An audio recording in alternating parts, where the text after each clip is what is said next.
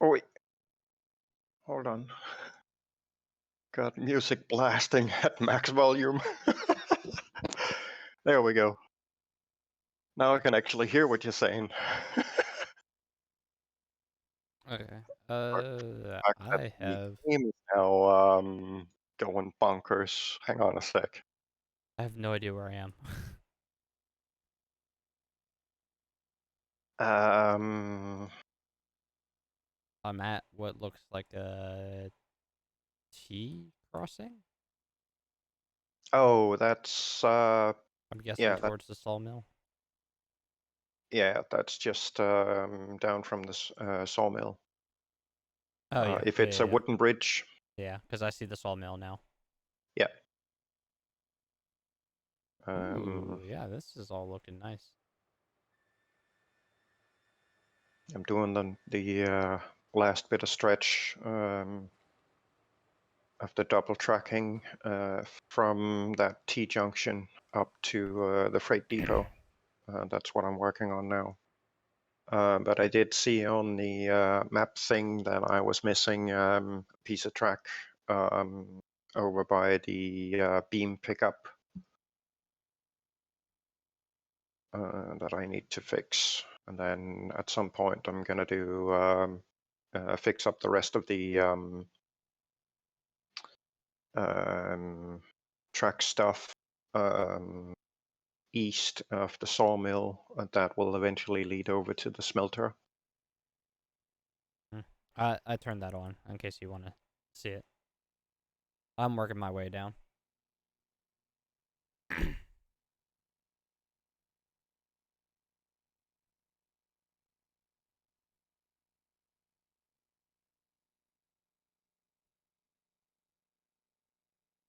I'm at like 2100, Okay. about $800 more, and I could probably just buy the same Yeah. engine I got There. for myself Where earlier. where are you at right now? That's a small grade.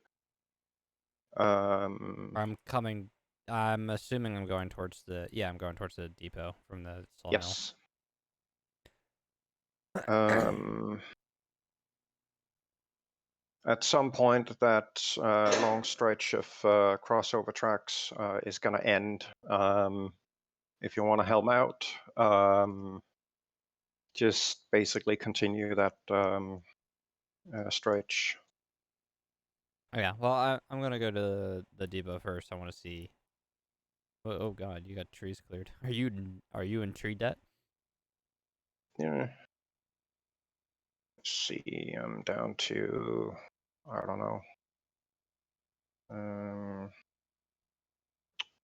Because I've seen some people that have like apparently gone into like $22,000 in debt in yeah, game. I'm down to 1,200 now.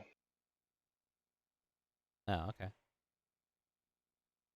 But I mean, for the most part, I try to only clear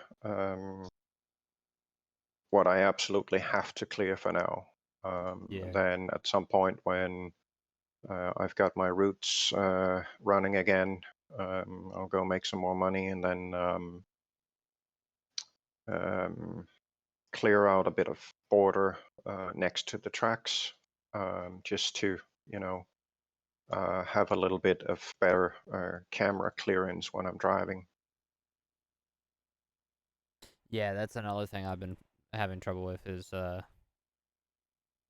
field of view because the short little bit of section going from my depot towards the log camp, I've like just cleared enough trees to get by and not enough to really see. So Yeah, I'm always coming up like last second on my depot. I was like, oh shit, where are the brakes? yeah, that's kind of why I'm trying to clear out a bit so I can get a better view when I'm driving in. What I may end up doing is on all these long distance straight tracks, I'm probably going to attach another of those crossovers. Um, track pieces, and then just clear out any trees that even remotely touch that extra track piece. That should give me a good, nice open border next to the tracks I've put down. I figured out too that you can select the turntable in like the middle right next to the rails and just hold your left mouse button and it'll run while you're on Oh, it. cool. Whee! Alright, hold on. I'll reset this. I was gonna do a full loop, but It doesn't matter. I'm gonna tear it down anyway. Pretty oh, much alright. that entire section up there is going. Are you planning a roundhouse? Somewhere, yes. Um, Because I've seen quite a bit on that, and I know some people have put it in. Actually, I think they might. Wonder if you could like. Mm, I'm derping there around here. seems to be a consensus that uh, Oh, that's not great. pressure and whatnot can possibly push the devs to put an actual roundhouse in there.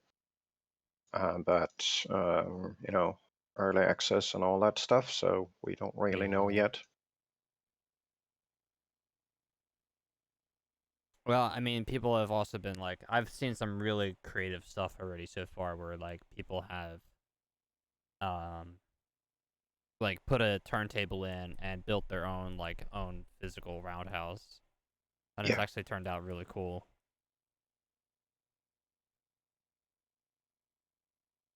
yeah, I have seen a couple of attempts. One guy used the wooden bridge, wooden trestle, as a buffer. Yeah. The stop buffer on tracks that looked pretty decent.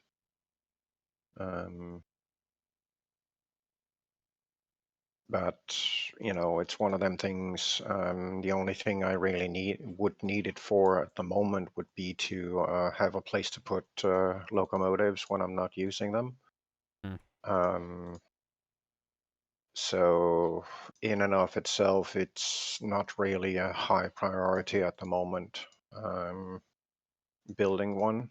Though I do know that I'm gonna need to set up some sort of um,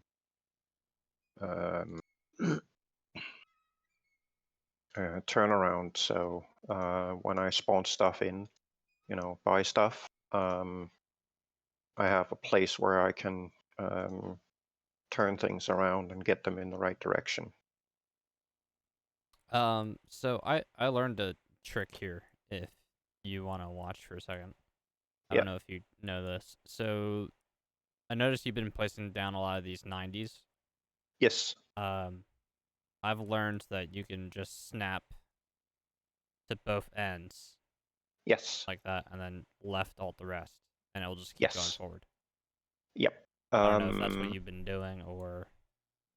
On some things, I did try and use that method, but it seems that it doesn't always go completely straight.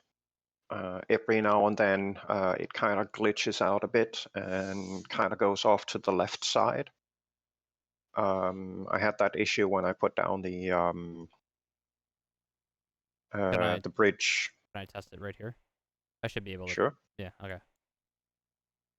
Sorry. I know. I'm not in my own world. I'm just derping around here. Yeah, that's fine. Um, when I placed down the bridges for going up to the logging camp, I was trying to use that method. I've tried using it with the groundworks. And originally, when I put down the first track going from the freight depot up to the logging camp, I used that method, and it ended up over that distance effectively getting one full 90-degree section out of alignment on that entire stretch. So I kind of switched over to doing this crossover setup instead, because then there's a guarantee that it will always be perfectly aligned, because these crossover tracks, they don't bend. Right. They don't bend at all. They're completely static. So they will always hold a perfect 90-degree snap to each other. Did you snap these connections here? Because they don't look like they were. Kind of depends on where you snap them. What I've done there is I've snapped them lengthwise, so they look a bit out of alignment on the width. But you know you can snap on all four sides, right? Yes, Okay. but it's one of them things where typically I snap them down in the direction that I want the final track to go, and then don't really care about how they line up sideways. As long as they don't get too much out of alignment, it'll be fine. Well, I was kind of just like derping around here because. Yeah, wait. So when you placed these initial two, you didn't snap this then. You just Yes, lined it yes, I up. did. You I did. did. Yes. Those are more or less snapped to basically the track coming out from the spawn area. That's what I've originally aligned it up with. And then some of it I had to move, but I used the switch track to get it moved over. But those two tracks coming up to that part, they were originally two tracks side by side, like you have in your view there. Yeah. Tore some of it down because I need to rework it, but all of them are lined up lengthwise.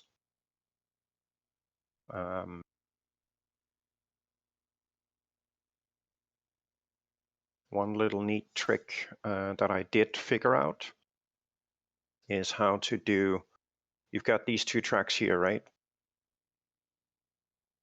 Yeah. So what if you want to do a crossover between them? Say you want a crossover from this track to this track as an example. Is that even It's possible. I figured possible? out how. Oh, okay. Well, of course you figured out. If anybody in this game's gonna figure out anything, it's gonna be you. Right. Wasn't questioning that. Let's go down here.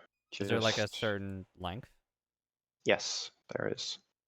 I'm just gonna go down to the end of this groundwork down here and do it from there. Okay. Yeah, and just Right. Right. So if you start off there, and then let's derp this one, and then grab this guy. That's your starter setup, and then this will have to go because we need some space. There we go. Right.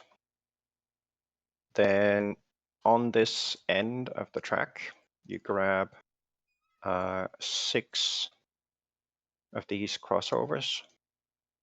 2, I wish you could continually 3, place these. yeah, 4, 5, and 6. There. Then this one needs to go. Get rid of this stuff. It's in the way now. Yeah. I wish they would remove the damn 1-second delay when you delete something. Freaking annoying. Right. So we've got 6 here now, right? Then over here, you add another one on the side. And then you put the other one here. that then leaves this gap right here, and that's where the should I put this slightly annoying part comes in, because the only way to connect these two up properly is to effectively not have the groundworks underneath, because if you attach them, if you connect them with the groundworks in place, the trains are gonna derail when they go past them. So What, plop, on this middle section here? yes, plop. There we go. And the way to do it to ensure that they don't derail is that you stand on one point on the side of the last beam to connect it. Then you go around on the other side, and then again point on the side of the last beam to connect them up. That ensures that they don't derail. And that works every time. Hmm. It looks weird, but it works. Yeah, I mean, you're not really gonna notice it No, not really. anyway, so. But that's how this can be accomplished, ensuring that it always works. So Right, and I'm just gonna derp around here for a second, so mind me, I want to do yeah, some go testing for here. it. Just don't this piece of track over here. Please don't delete this. Yeah, yeah, I That's shouldn't my even. my lineup.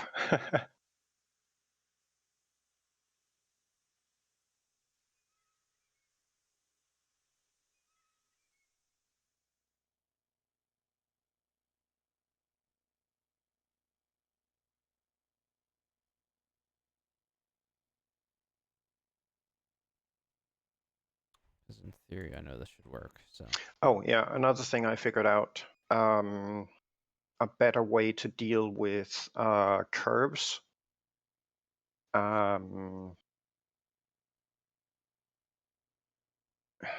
Curves are a pain in the ass, to put it mildly. Yes, they are. So I took some time experimenting with different setups, trying to figure out a neater way of dealing with the whole problem of curves. So part of Here, sorry. Just hold that thought for a second. yep.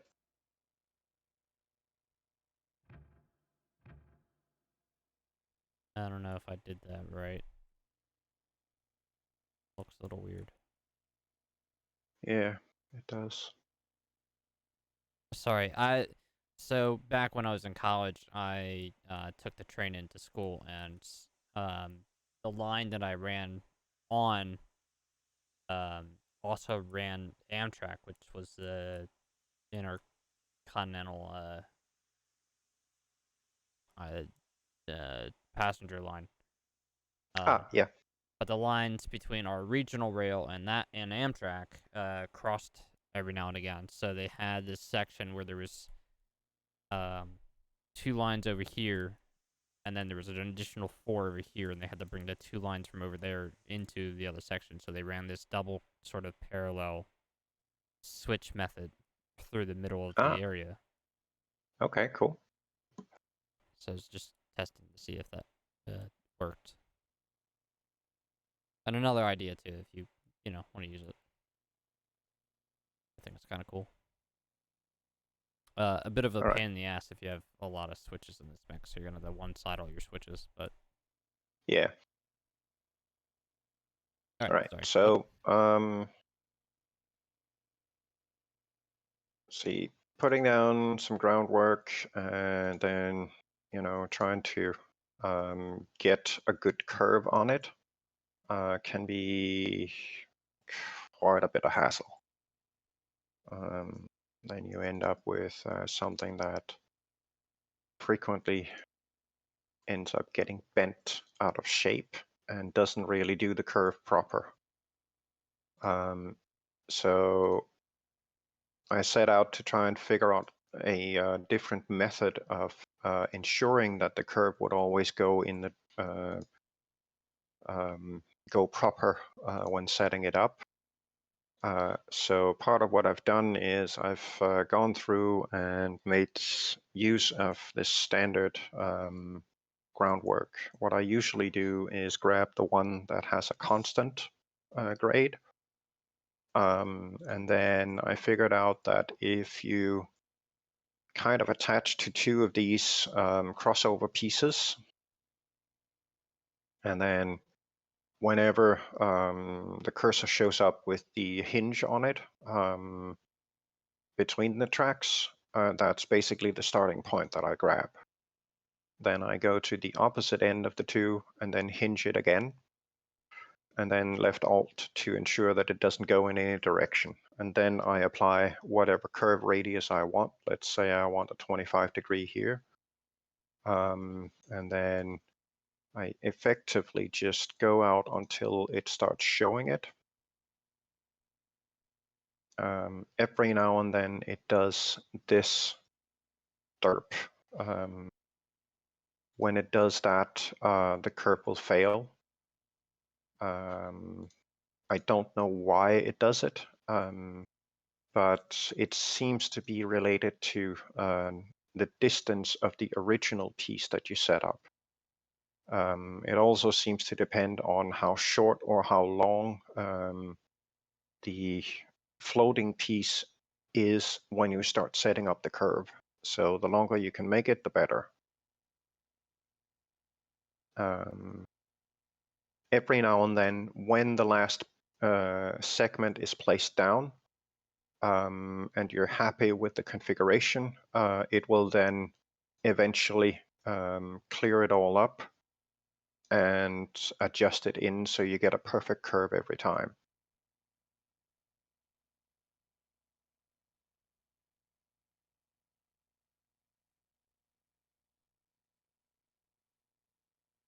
Oh, what the fuck? There you go. So wait, was this the variable or the constant? Constant. Typically, I haven't really used the variable grade. The difference between the constant and the variable grade is that the variable grade will follow the terrain, whereas the constant will follow whatever elevation or height you start at, Right. ensuring that you always get a perfectly level setup. So for the most part, pretty much all of the tracks and groundwork that I've placed down is placed with the constant grade, just to ensure that I have a level surface to put the tracks on.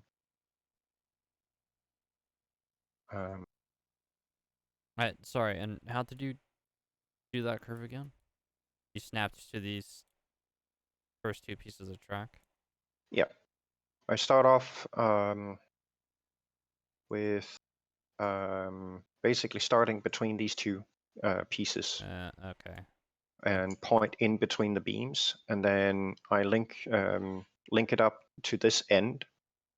And once I've got that, I then basically place the arrow out here somewhere to ensure that I get that extra floaty bit. Yep, and then left Alt to lock it in place with the other. And then I use the E and Q, sorry, X and Y to apply how much of a curve radius I want. So there you go. And then once I'm happy with the curve, I then stop and go back and point towards where I started. The longer you make those pieces, the bigger your curve will be. Yeah, I'm. So overall, that curve is going to be humongous. Whereas if you, when you start placing it down, if you place them in chunks of, let's see, if you do something like this, this first piece here, right? Right. From here, I then go out right until the point where it starts showing the next piece. So when it starts showing the next piece, I typically place the next piece down there to make those pieces as short as possible. The reason I'm doing that is to let the spline do its work properly. The shorter the distances you have between each piece, the more smooth the curve will end up becoming once you finalize the construction by right-clicking. All right. And did you just right click? Yes, Oh, okay. this was just freehand placed, so it wouldn't go up with any curve. But when you set a curve on your spline that you're placing down, it does help making those pieces shorter. Whereas if you make them longer, it tends to stretch out the spline curve a bit more, which means you end up effectively getting a much bigger curve than you actually need to. Oh, okay. It's so hard trying to delete the right thing. Yeah, it is. Yeah, when you have that destruction ball icon thingy, the cursor is actually right at the very bottom of the ball itself. So, like the thickness of the string on the top of it, that's about the spacing underneath the center of the ball at the bottom. That's where the pointer is. Kind of hard to see. Sometimes the X will be there, Yeah. sometimes it won't, which is freaking annoying. But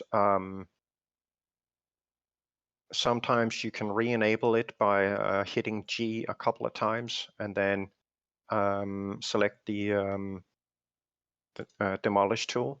But sometimes it just doesn't. Um, Oh. it takes a little bit of getting used to. Do you want to pop into my world for a few, Yeah, and I'll show you the new engine and the shit I've done. yeah, sure. Okay. Leave this. Play host.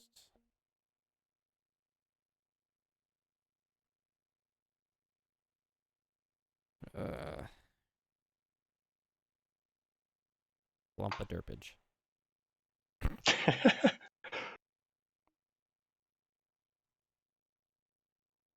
I should be at my depot. I think I am.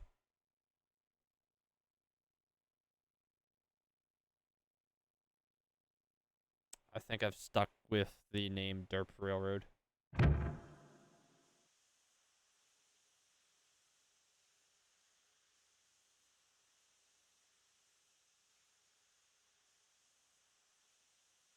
Okay, you Dark should be. Railroad.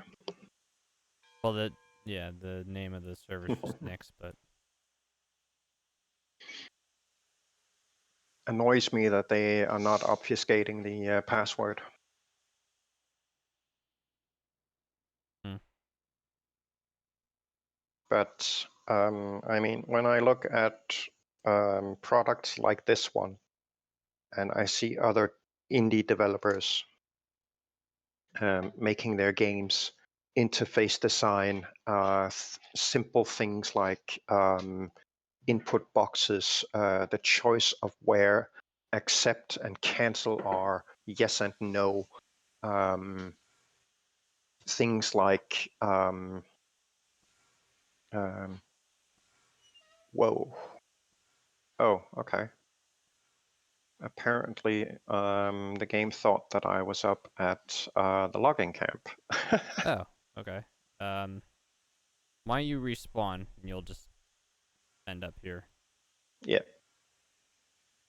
So a majority of what I see in the interface design on this particular game, to me, it is very obvious that all of these people working on this have absolutely no experience in user interface design whatsoever.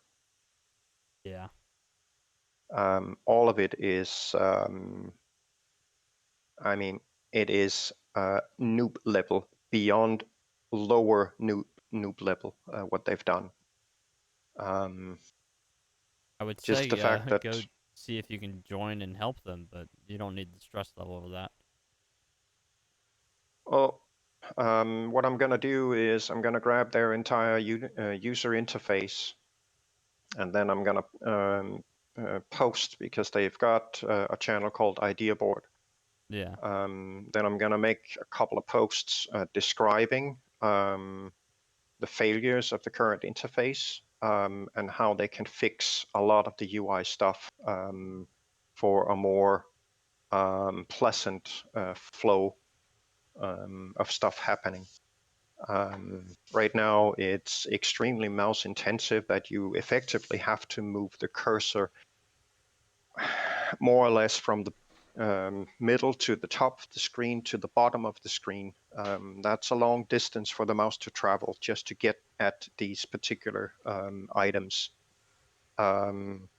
So part of what I'm going to do is suggest to them that they adopt a more, I guess, SimCity-like approach to the actual building or construction menu, and then do effectively just an internal tracking of which particular menu was open the last time you opened up the construction menu. So you can hit G, which is freaking annoying, but you can hit G and then pop it up on screen, and then you directly have access to the last submenu you were into. A couple of well-placed top menu icons will then allow you to switch between the different menu toolbars and make it into a proper toolbar instead. That would highly optimize the process of accessing the different track components and such, and it would effectively remove one click for every action, simply because you can then, through one single click, toggle that particular track menu open or groundworks menu open. So whenever you access the construction menu, you literally drop straight into the menu you were already using. Right. That would optimize the UI interface and make it a lot better flow-wise to access stuff when you're building.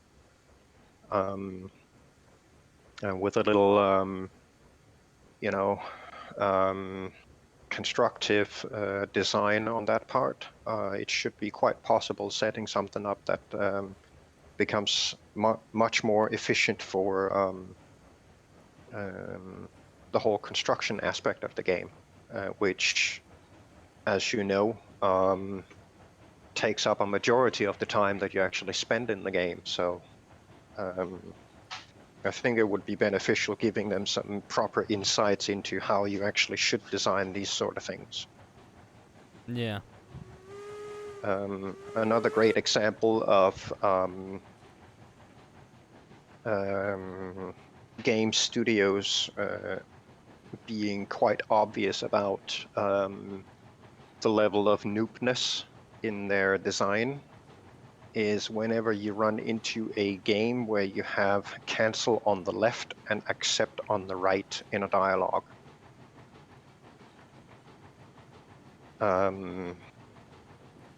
Now, Western design dictates that we read from left to right, not from right to left, which means in a dialogue,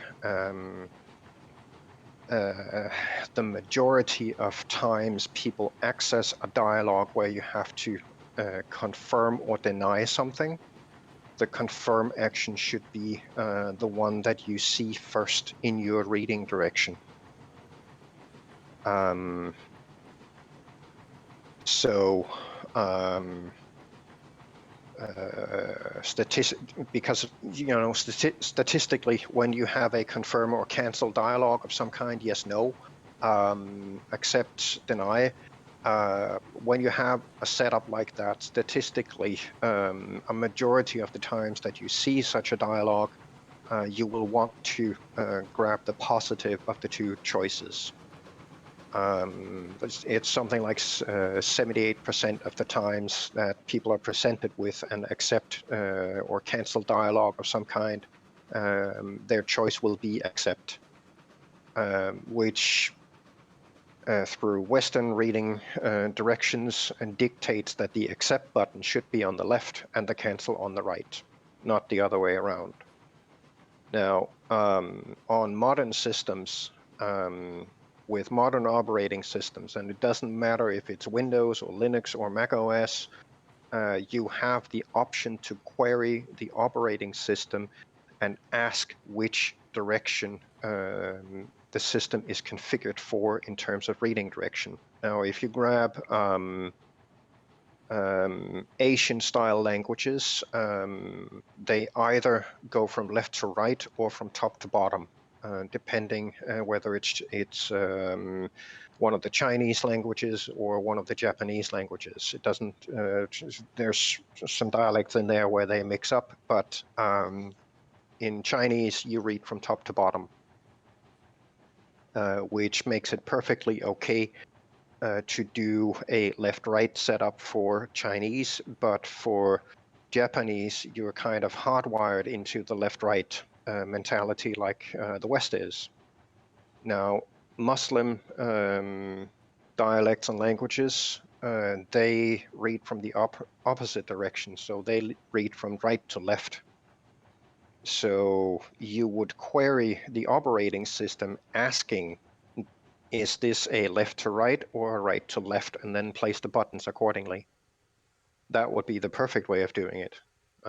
But again, a lot of these indie studios, they simply don't have the experience to go do things right. They don't have enough insight into how the world works to actually go out and do some proper research on the topics. Oh, come on, damn it.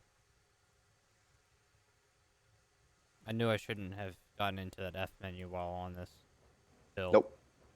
I hate that. For whatever reason, they have the regulator set to 0 and the brakes on full when you exit out of that F menu. Yes, and they do that to avoid trains doing a runaway. Well, we're at the top of the curve now, so we can chop this regulator down. I actually am starting to prefer driving in first person than I am for the F menu, believe it or not. This train in of itself has, with the tender, because the tender has its own weight, liquid capacity, but together they have a 5,000 water reservoir. Yeah. Which is nuts. But we're at the top of the curve here, and you can open your map and see where we're at. Should be able to coast down here in a second. Yeah. Once we make this last little bit here.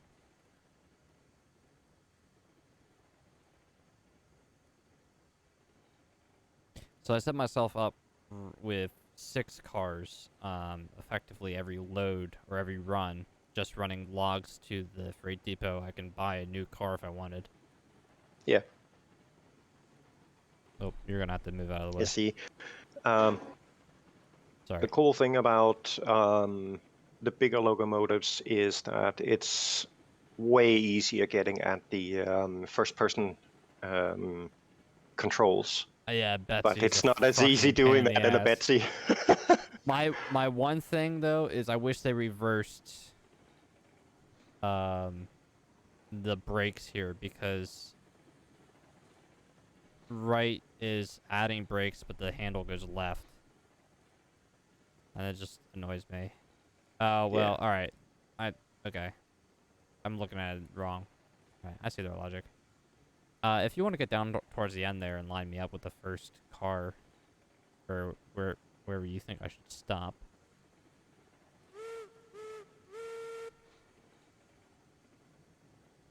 Yeah, you may want to apply some brake. Hold it, hold it, hold it, hold it, hold it. Yep, you overshot. Oh, okay. Well, you can Oh, see it's fine. the firewood depot. The sad state that I've like cleared one pile here and almost cleared the second one. Yep. Can you Well, wait? Is it possible to just move? nope. No. But That's you can overfill the tender of the loco. The same goes for the firebox. If you can just keep piling up, and whatever is too much will then just be wasted. right. All right. But it is a way to I should be moving forward here in a second. Yeah, these engines. And I'll let you up here to drive this one if you want. It's a bit of a learning curve. yeah, I know they're different.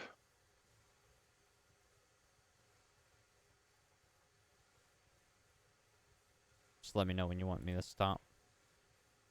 Yeah, you may have to stop here.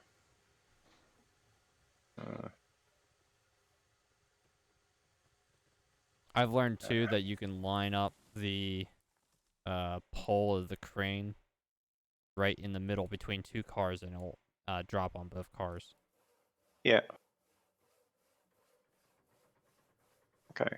But you have it This set to seems do to both work. two cars at a time. So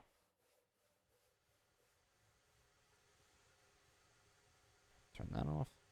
There's also a hand valve up here, which seems to control the steam coming out of this part here. And I can't tell if it was for the air brakes or not. Probably the air brakes hand valve. They haven't. Yeah, they didn't really mark it. No. And can I walk the length of the train here? Like, if I'm on this platform, am I still on the train? I guess so, because I'm up higher. It's a bit weird.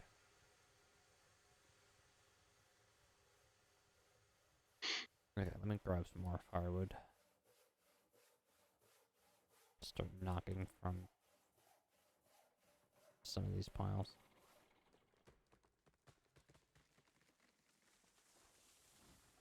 Yeah, they give you a whole bunch. When you buy one of these, they give you the tender almost full of fire. Yeah. Not completely full, but it's still got quite a bit. So.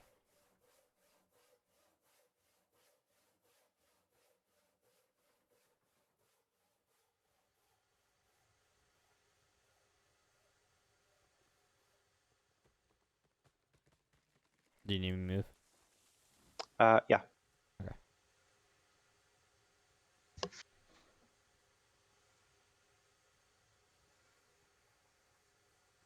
Oh, come on. We're in reverse. This ground may not be level over here.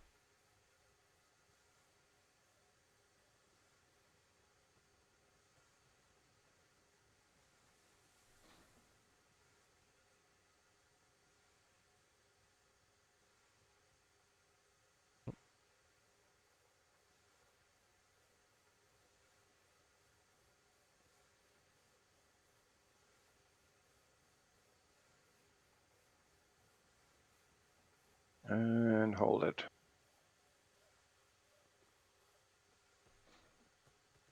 Think this. No, you're gonna need to back a little bit more. Okay. I think.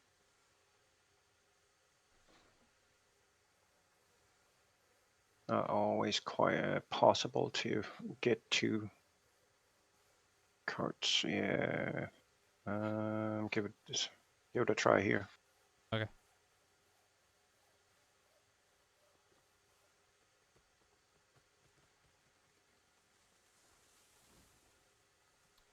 Hooking up this tender too was a pain in the ass because you can only really put. You have to put the one what the fuck do they call it? Couple, or sorry, link on the tender first, and the pin there, and do it the other way. You can't do it. Well, rather, you can't do it the other way because it's a pain in the ass. So. Yeah, that's a pain. Another thing too, I was kind of curious about is if you had more than one tender, could you just add a second one and increase the water capacity and fuel capacity?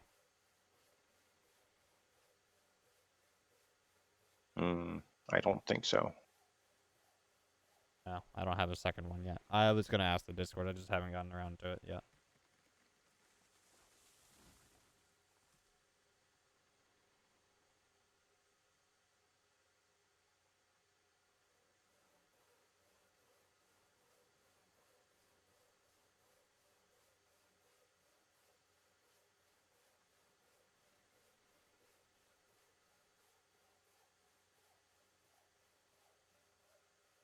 How much is the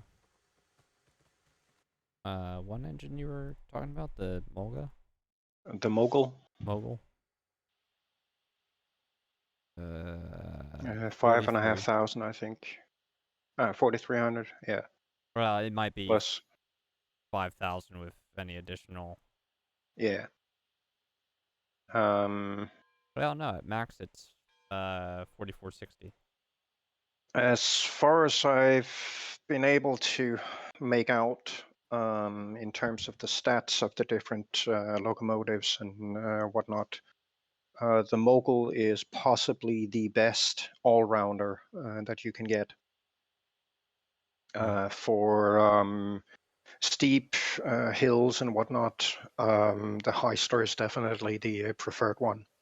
All right, that's good. Simply because it has so much more torque than the Mogul can produce. The Heisler, I've heard those not fast, but it definitely can No, handle it's higher not. grades. The Heisler was not built for speed. No. Historically, gear-based locomotives like the Heisler and the Climax, they were built for mountainous, steep hill areas. So they really shine when you put them on a track that has a very steep grade. You need to back up a little further. Okay.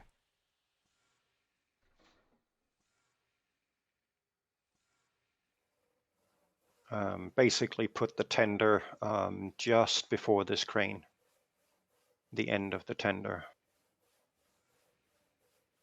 So about there. The whole point of the gear design on the Heisler and Climax locomotives is all about applying as much torque as possible to the wheels. So when you fire up either the Climax or the Heisler and start putting power onto the wheels, you literally have the full strength of the locomotive even at 1% on the regulator. Yeah. So it will apply all of its force and power straight onto the wheels from basically a standstill. The downside of it is that as you approach max speed, the torque capacity basically dies out. But overall, the Heisler is definitely the best of the two gear locomotives, partly because of its weight and partly because it has so much more torque and traction than the Climax has. But those would be capable of doing a 10% grade upwards with, I don't know, 10, 15 cars. Something like that. You just need to really manage the sanding so you avoid wheel slipping, because that's the other part of running a heavy load up a steep grade. You're gonna have wheel slipping. simply because the locomotive, overall, the problem with running trains is that you've got a piece of metal grinding against a piece of metal. So to gain traction, you need a certain amount of weight, and you also need a certain amount of torque to make them move. And overall, that effectively means that if you're doing, say, a 10% grade with more weight on your back than the locomotive itself weighs, then laws of physics dictates that the load will pull the locomotive. So one way of counteracting that is to effectively apply sand between the wheels and the rail. And that will then increase the traction capabilities because the two metal pieces basically end up grinding down the sand to a very, very fine powder. And if you do end up getting some amount of wheel slippage, then heat starts building up, and that effectively melts the powder, which then turns it into a glass-like substance, which becomes sticky, a bit like resin, and then you've got massive amounts of traction, which will then let you apply more of the torque to actual movement rather than just standing still. But it does take it takes a lot of refined adjustments on the controls of the locomotive to drive one of those things properly. If you just apply full regulator right away, then you're just going to stand still and have a lot of wheel slippage. Yeah. You can do burnouts. Why don't you get up front there and give this guy a go?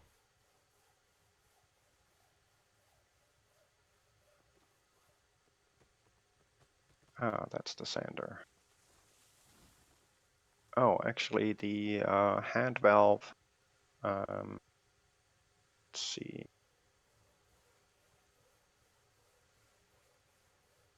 The hand valve could either be the compressor or the cylinder cocks. Well, in the F menu, when you drive the vehicle, the generator and the compressor don't do anything for this one. I don't know. There is air brake, so it might be, but Yeah. your cylindrical See. clock is Ah, down that's at your bottom the. left.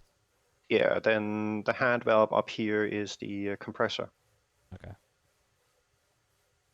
And the smaller of the two gauges is your brake pressure. All right. Well, why don't you take us down the hill?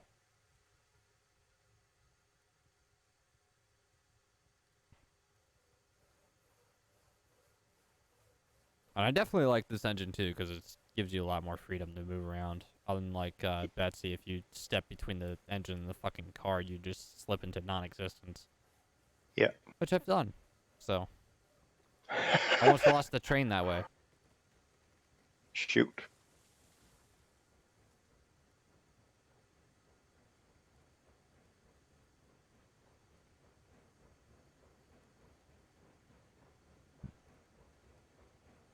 Apparently, there's a different sound for every smokestack on the locomotives where you can swap them out. Oh, okay.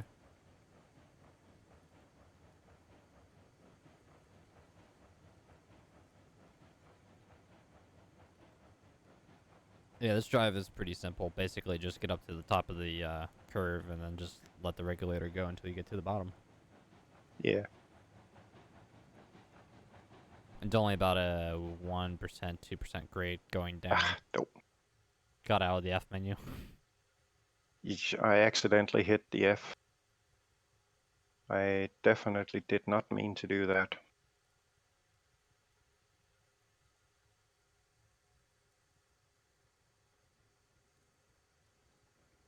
I meant to hit V for camera adjustments. Yeah, I just learned that was a control today, so.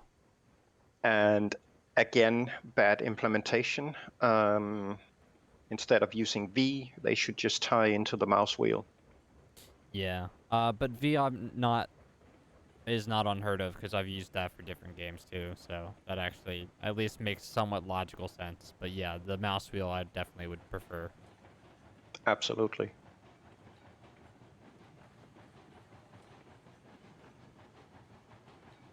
And get a bit of a view at the top of the hill. You can definitely feel that there's a lot more weight behind this one. Yeah. And a lot more pulling power.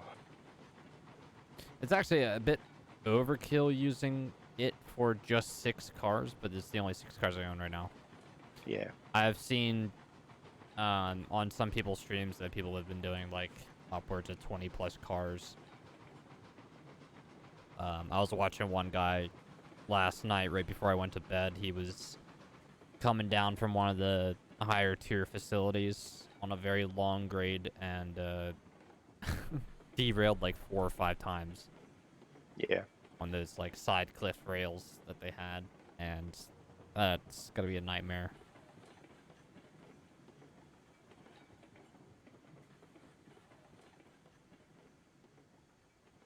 Yeah, so right up here you can cut the regulator. You might have to give it a little bit just to get over the hill. Haha, awesome. Trees in the way. What of the...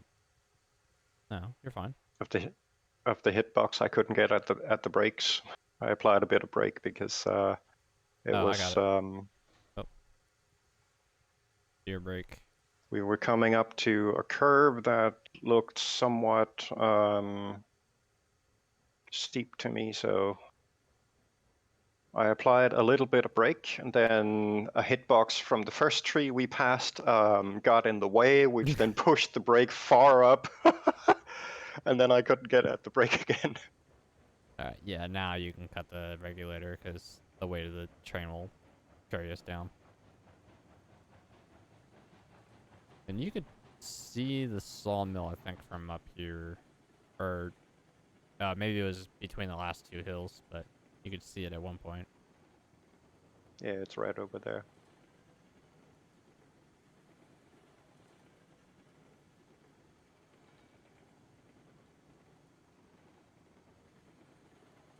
What's the gradient on this track? No more than 2.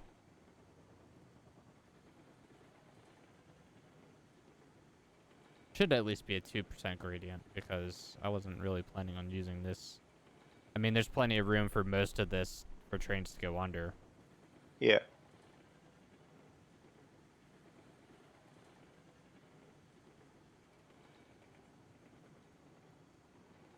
And this will take us south of that little hill in the middle of the field.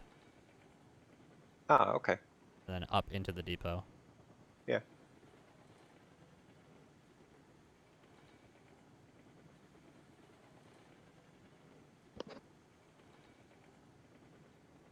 Yeah, but this is my pain and suffering right here, is just all the fucking trees. I know they don't get in the way of the train, but you definitely can't see. Alright, now you're gonna have to hit the regulator just a little bit to get us into the depot.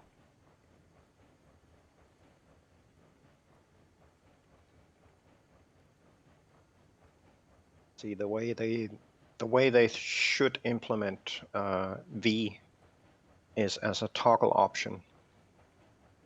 So you hit V to toggle on free view, and then use the mouse wheel to adjust the zoom or distance, and V again, and it goes back to first person. Yeah. That's how they should have implemented it. And all of their freaking UI menus, they need to be able to react to escape, because pretty much everybody playing the game keeps escaping out to the main menu when they want to exit one of the other menus. Yeah, it's hurting my 2 very tiny brain cells every time I do it. Yep. But I mean, that's to say at least that every gamer now in the world has been accustomed to hitting the escape menu or escape key to get out of most menus. That's what escape is for. Yeah. And that this again is a perfect example of beginners trying to apply system development, which they have no experience doing. So you end up with some mush piece of shit like this.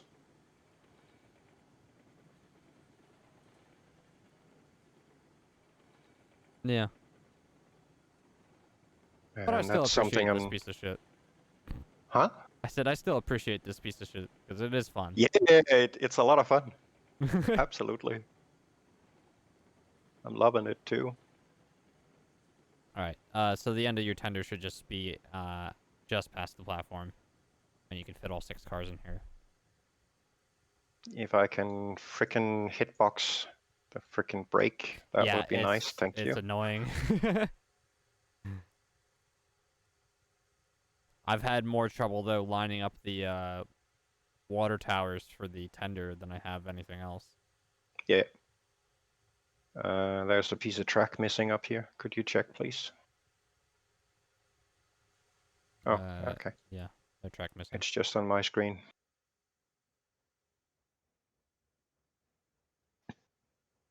It's going to be interesting to see if it starts flying. Well, it's okay. I mean, this is the only thing we've done, and I haven't saved, so.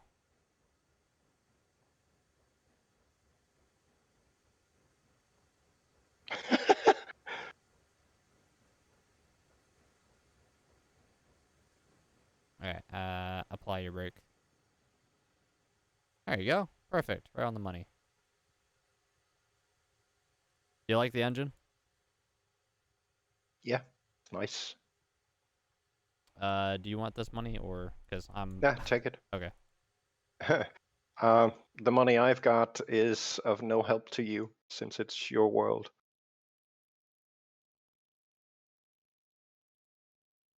Should just drag you in here to cut down trees for me. So I don't have to pay for it. That'll give me a nice little boost. It's the Eureka. Yeah. All right. It's the cheapest, and I think the last on the list, or second to last. Yeah, it is. Yeah, 2,900. I'm guessing that if they did implement the Class 70 correctly, it will outperform the Mogul. But if you need a good, solid, lasting, all-around engine, then definitely the Mogul will do the job for you. Yeah, I've seen people have been using this. Historically, the Mogul was... Or is it this? Oh, no, I've been seeing the Class 70. Sorry. Yeah. Historically, the Mogul was effectively used as the workhorse of pretty much any industry, whereas the Class 70 was more used for long distance hauling, because it's more fuel and water efficient at speed than the Mogul is. But for shorter stretches like these, I mean, it's not like we're driving 50 or 100 kilometers at a time. Yeah. For such stretches, the Class 70 would be better. But these short hops, the Mogul is definitely the better workhorse choice. All right. Well, I'm not burning much doing this, so. No, And does my porter still have steam over there? I doubt it. Yeah, could be. It's probably got pressure still, but Yeah, it'll retain its pressure. yeah, 120. No flame or fire. Water level 324. Such a small water tank compared to the new one. Yup.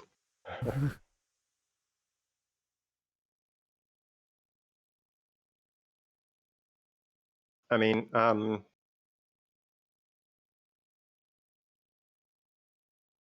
the route from or the route between the smelter and the iron ore mine,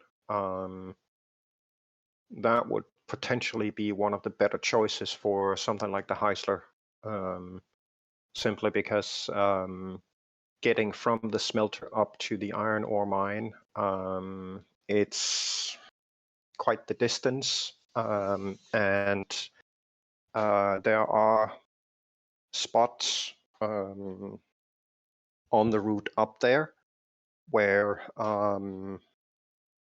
you potentially could run into something like a 6 or 8% grade, which would be pretty difficult for the other trains to or other locomotives to accomplish, especially if Yeah. you're hauling stuff. Does anybody go all the way to the east side? Because I know a lot of people cut straight through that valley between the smelter and Yes, the iron ore mine, but does anybody wrap around the east? Because it I looks pretty haven't seen flat. anybody do. I haven't seen anybody do that yet, but I might give it a try. I think I may have seen Um, somebody do it. I've also seen I mean, if you look at it, going east around that mountain, yeah, it does look fairly flat. The question then is where the two mountains go down into that valley between the iron ore mine and the coal mine. The question is whether you would still need that work. a bigger elevation to hit those two mines down there. That Oh, I don't know. yeah. All right. So it looks like somebody has. I just went back to look for this. I saw it recently. Yeah. Um, yeah, somebody's got a spiral in the middle of that gorge. Uh, Let's see, is it FATS map? yeah, Yeah. See, he's still going the direct route basically, but he's doing a snake for elevation.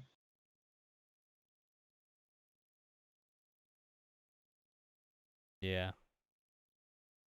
Um,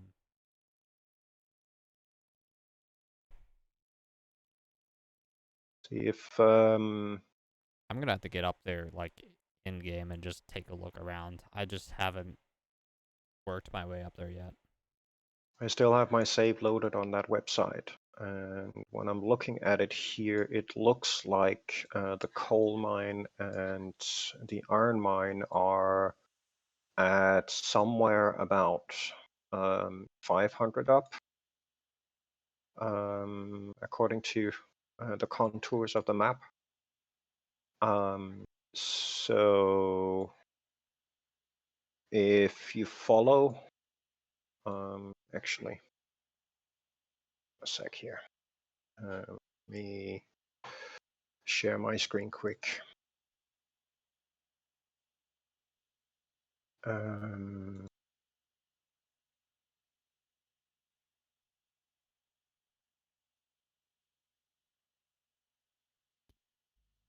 there.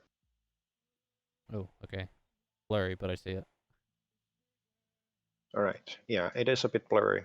That's because I'm zoomed in very closely. But up here we have the smelter, right? Yeah. Yeah.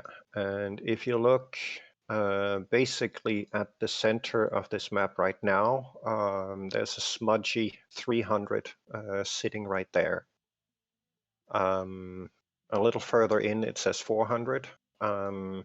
So there are some contours on this map. What Fat did was that he basically went down the following effectively that leftmost river down to the iron ore mine at the bottom. That's effectively what everybody does. But the really interesting thing about it is that if you look at the iron ore mine, you can see just To the right of it, there's a number. That number says 600. So my guess is that the line that the iron ore mine is sitting on is about at 500, because just up the top it says 400. If we then go down to the coal mine, which is down here, it looks like the coal mine is sitting at a plateau at an elevation of 500 roughly, Yeah, which that's means what I've been seeing, is that the yeah, coal mine is sat on that little cliff edge. yeah. And the same goes for the iron ore mine. So what I um, think would be interesting would be to see if it is possible to effectively come following this river on the east side of the mountain. Because if you look here, this would be the east side of it. Up from the smelter, basically just follow the east side river all the way down. And then when you come down to this river bend down here, you start raising your elevation so you can get up to both mines. The problem with getting to the iron ore mine is that you actually have a very small space where you can cut across to get to the iron ore mine. And my guess would be that basically the center of the map right now is the only spot where you can cut across. But if that is at 500-600, then you're going to have a pretty steep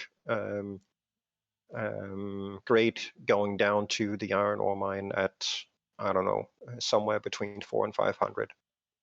Unless you loop, um, I can't hold my fucking cursor on this, can I? No. Alright, well that's useless. Let me just alt tab here and open Discord on this PC. Ba-da-ba-ba.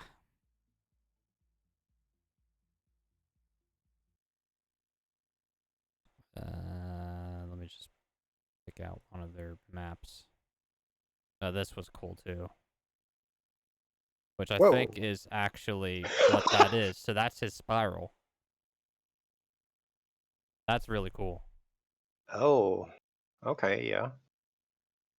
Um, yeah, so that's that spiral there.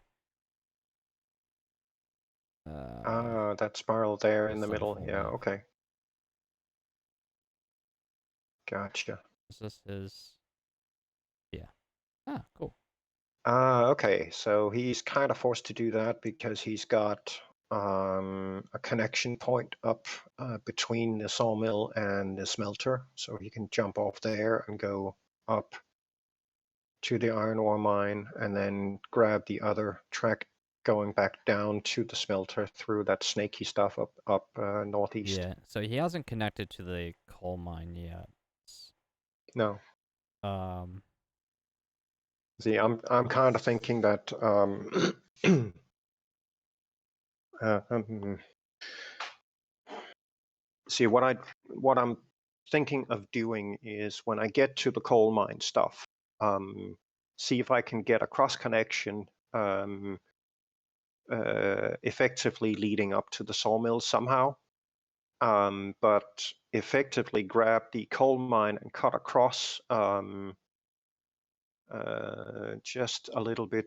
If you move your cursor a bit to the left, a bit more, bit more, a bit more.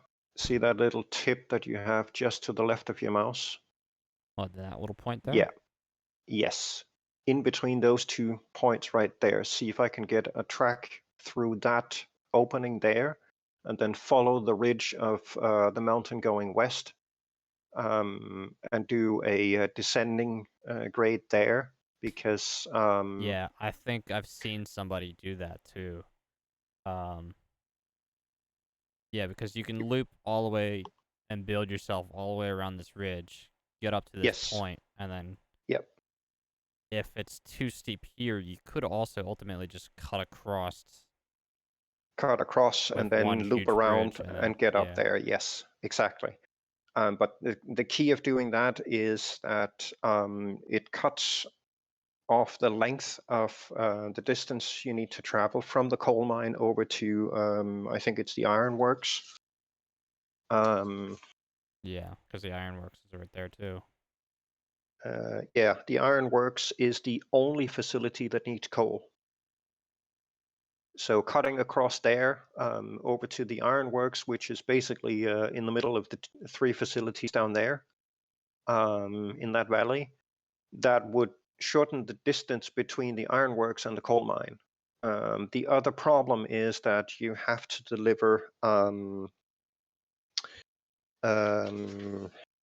think it's beams. Yeah, you need to deliver beams to the coal mine to make get it producing. You also need to deliver the rails, so you effectively need a combination of beams and rails going up from the sawmill and smelter down to the coal mine. So if there's a way to combine those into a Sorry, decent route. don't the rails come out of the ironworks? Nope. No, they don't. Uh, There's no like iron ingots that are produced straight from the uh, smelter. the smelter produces raw iron and rails. Oh, okay. So you take iron ore from the iron ore mine up to the smelter um, and deliver cordwood to the smelter, and you then get raw iron and rails. The rails need to go to the coal mine along with beams. So you definitely need a supply line coming from the sawmill past the smelter down to the coal mine, which is a fair distance. And then you need potentially a closer / quicker way to do a turnaround on a coal train. So you can stock up on coal from the coal mine and drive it straight to the ironworks. So I'm thinking about cutting across there and then doing a loop around to come down to the ironworks and deliver the coal there, and then just go back and forth there. Yeah. The bigger issue is the whole beams and rails thing. Getting those from the sawmill. Effectively, the sawmill and the coal mine are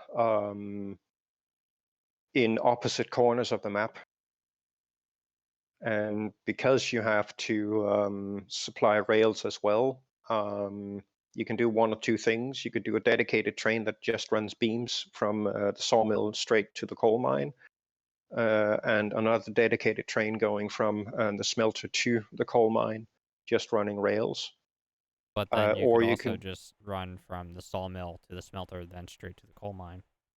yes, And for that, I mean, this going from the sawmill to the smelter isn't as much of a climb, but once you're up here at the smelter going straight down to the coal mine, I doubt you would have to increase your elevation all that much. I think if the you could get smelter, up as far as here. I remember, it's actually a drop down to the smelter Oh, okay. from the sawmill. Yeah, you know what, I now think that I'm it's at looking at it, I think that's, it's at a lower elevation than the sawmill is. yeah, 400, 300. So yeah, it would be, it's got to be at 0 then, or 100 maybe. Yeah, but in any case, it's not that big of an issue going down to the smelter from the sawmill. The bigger issue is going from the smelter to the coal mine. That's a freaking long distance. So you would, in terms of time, it would be beneficial having the track grades set up in such a way that you don't surpass 2%. Maybe see about doing a 1% continuous grade from the smelter up to the coal mine. And then stuff one of the faster locomotives on that route. Otherwise, it's going to take like 4 hours to to do a single run. Yeah, I was just looking at this So he's got his line going up in the snake all the way up to 300. Yeah, Um, and I was looking at this part right here because it looks like this is a little dip between this peak and this bigger mountain. I was yeah. wondering if it would be. It's probably too steep to go from this line up into here to loop around the other way, rather than trying to build all the way up here and cut through this at the top of the iron ore. Yeah, well, I don't know what it looks like up there. Yeah, I haven't been up there Um, yet either, so. I would definitely have to go take a peek at it. But overall,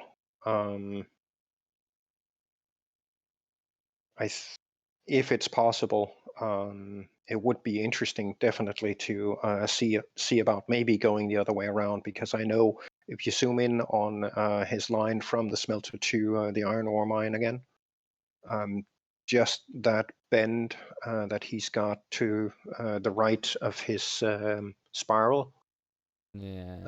a bit further down where Okay. it's gray. Yeah, right where you had your mouse before. That. Yeah, about there. Somewhere around there. I think it might be that orange stretch just south of where you are now. That stretch right there. There's natural landscape to put tracks there, but it's a 6% grade. Yeah. Yeah. I think I've seen what that looks like too. Yeah, Um. it's a 6% grade, so that's going to be pretty heavy duty. Unless, of course, you try and level out the track before you hit that stretch to reduce the gradient. Alternatively, you put a Heisler up there to do that run. Yeah, and maybe a porter up there at the if you have the room for a small yard. Yeah, if you can make the space for a shunting yard, then put a porter up there for shunting the carts around. That would be a perfect situation. But you would definitely still need a pretty heavy locomotive to go up and down that stretch, simply because the gradient is too steep. So you need Right. weight. And I think this is why I've been seeing on other maps, not this one, because I don't think I'm seeing it here. Of people setting up other roundhouses on some of these other facilities. Yeah, Probably for the stronger engines like the Heisler and the Climax. Um, the iron ore mine would probably be a better spot for one of those if you can fit it. He may not have had the space because I don't know what the building looks like up here. I'm assuming that this right here is the loading facility, one of the loading docks. If not, it's over here. it's on the last side where you can see the blackish, blurry stuff. That's where you Okay. load and unload. So what he's got there is basically a turnaround track. That's the gray part. That switches off to the other branch or the other line, and then he's got a little shunt yard there with those 4 or 5 tracks. Yeah. See, 1, 2, 3, 4. He's got 5 tracks there worth of shunting space. Which decrease with each one because this one over here is not that much. That's probably only a handful of cars, if even that. Yeah, he can probably fit 3 cars in there, 2 maybe 3 cars in So there. like a set of 3, 4, maybe 5, and 6 on the last one. Yeah. Yeah. Um. There's not a whole lot of room up there, but the one thing to keep in mind is even though that whatchamacallits, the iron ore mine is on a plateau, and it is fairly flat up there. you do still have the option of doing a steel bridge out over the valley to produce more space for yourself up there. Yeah. So if you make use of that, there should be a good chance that you can actually set up a turntable up there along with a small shunting yard. So you can go up there and flip your locomotive around and then use the other one to shunt the cars in for loading and unloading. That's a view of the iron ore mine. Those two Yeah. platforms are for loading lumber and beams. The other side, I'm assuming, is Um, pickup. and the silo, the orange silo over there, is where you pick up the iron ore. Right. So this looks like somebody added a bit of extra land, or is that... No, that actually looks like Nope. normal land. Okay. And that is standard terrain. He just cleared it out. Currently, there are no ways to manipulate the landscape whatsoever. No, but Um, I've seen people use like the constant grade to add to certain areas. yeah, Oh my god. I love seeing some of these photos. This is someone's free depot. yeah, Fucking beautiful. There, yeah, I was seeing it um yesterday probably. And this looks like... So that should be the coal mine down there. yeah. It looks like somebody just did a loop and went across the canyon to get to the other side and probably went all the way up. Or is planning to go that way, rather, because it doesn't look like they finished it yet. So, yeah, a lot of people seem to be doing isolated lines to the iron ore. And, I mean, I'm seeing the one line going, obviously, down the one side. Yeah. And I'll pull it up on this so it's easier to see. Oh, See, the yeah, so reason this people, is what he's been doing. He goes in one side and comes back up the other. yeah, Yeah, okay. the reason people do dedicated lines to between the smelter and the iron ore mine is because the only product being shipped there is the iron ore, and it only goes one way from the iron ore mine to the smelter. That's it. There is no other possible supply line there. So, in terms of cutting down on travel time, it makes sense trying to make a dedicated single line up to the iron mine. Does anything Um, go into the iron ore mine? yes, Tools, I think. you need to deliver lumber and beams from the sawmill, Right. Okay. which is the whole. Which then puts a monkey in the wrench, basically, because you do end up having to run from the sawmill to the iron ore mine, which is likely the reason why he did that spiral. Simply because he can then skip going past the smelter and go straight to the iron ore mine that way.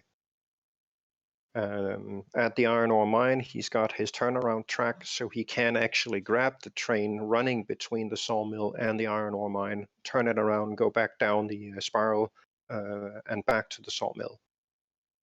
That's effectively what he's done there, where a lot of other people tend to effectively just go from the sawmill past the smelter and up to the iron ore mine. Yeah, what's interesting here, though, is he doesn't have a turnaround at the sawmill. He can come in through this way, and if he keeps going, he has no line that goes from this section here straight to here. Exactly.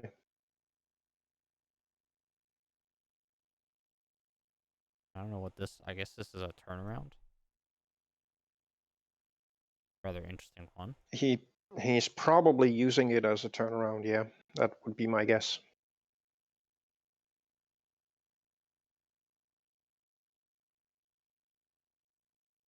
I just got nothing. I like the freight depot. I've seen a lot of people build huge bent yards through here, and some really nice Yeah. pictures of it too. If you've seen them in the Discord. I know it wasn't that long. Yeah, here we go.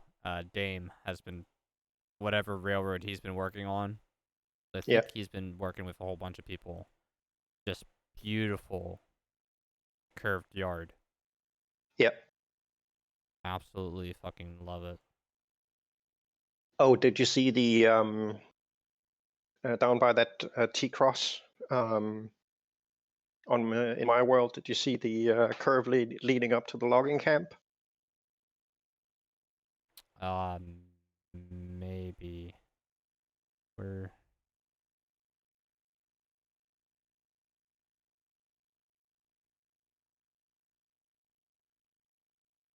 sorry. We're Yeah. See, um, you've got the orange T junction.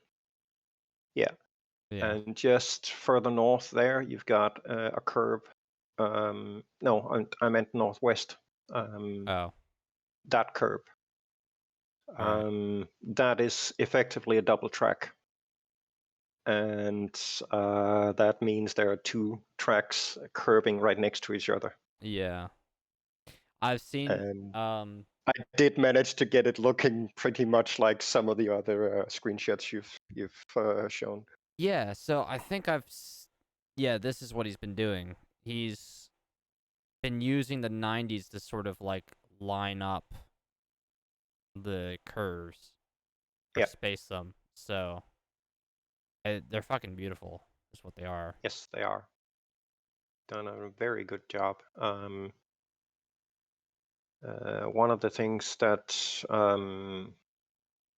when I put up the double tracked curves up leading up towards the logging camp, um,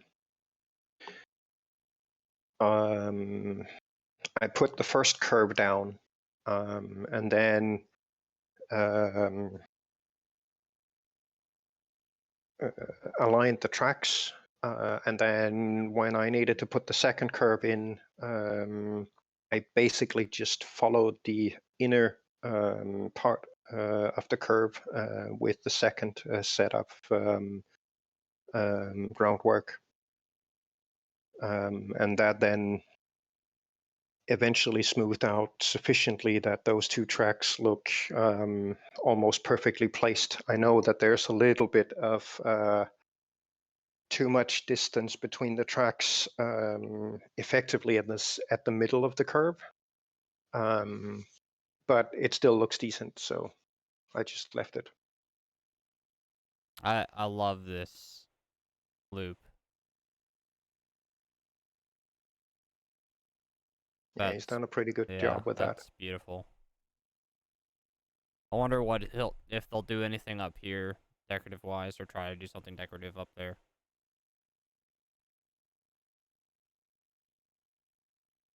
Interesting. One, Huh. 2, 3, 4, 5, 6, 7, 8, 9, 10, 11, 12, 13, 14 beams.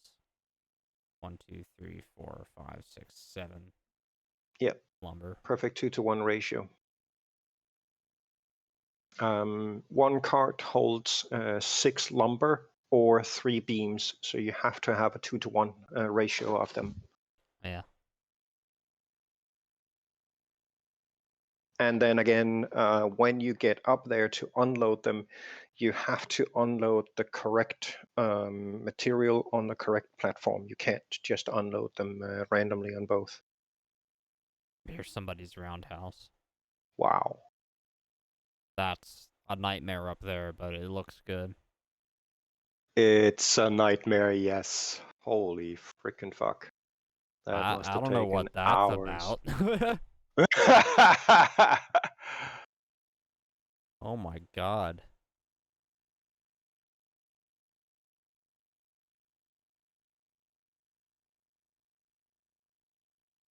That's beautiful. Whoa.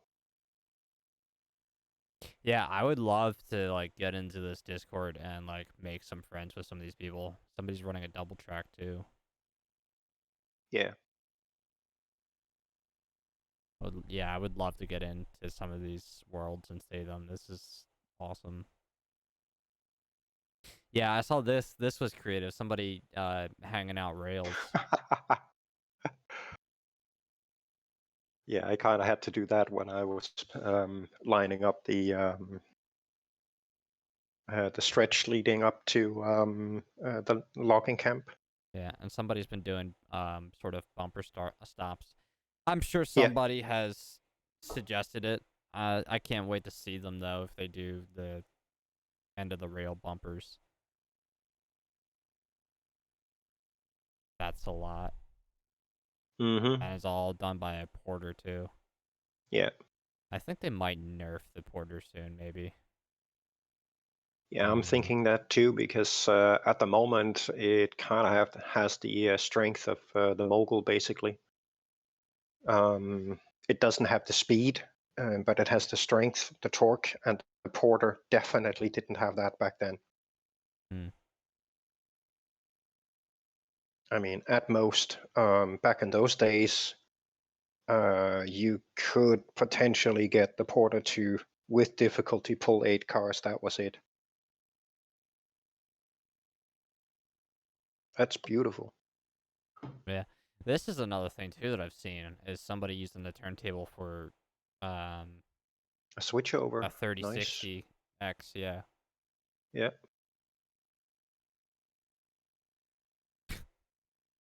Yeah, people having fun with carts flying everywhere. But look at the fucking reel behind that. That's a fucking jump. Yep. I think I did see somebody saying that they were going to jump the porter like off of a ramp of some sort. And a lot of people hating on the sky bridges. Yeah. And I totally get why. Oh yeah, no, I Um, do too, but okay. This one.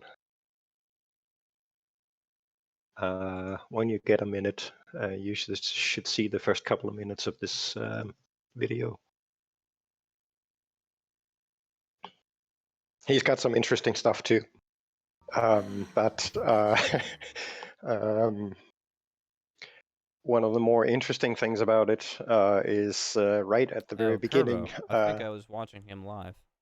Yeah, he's really gained some traction with.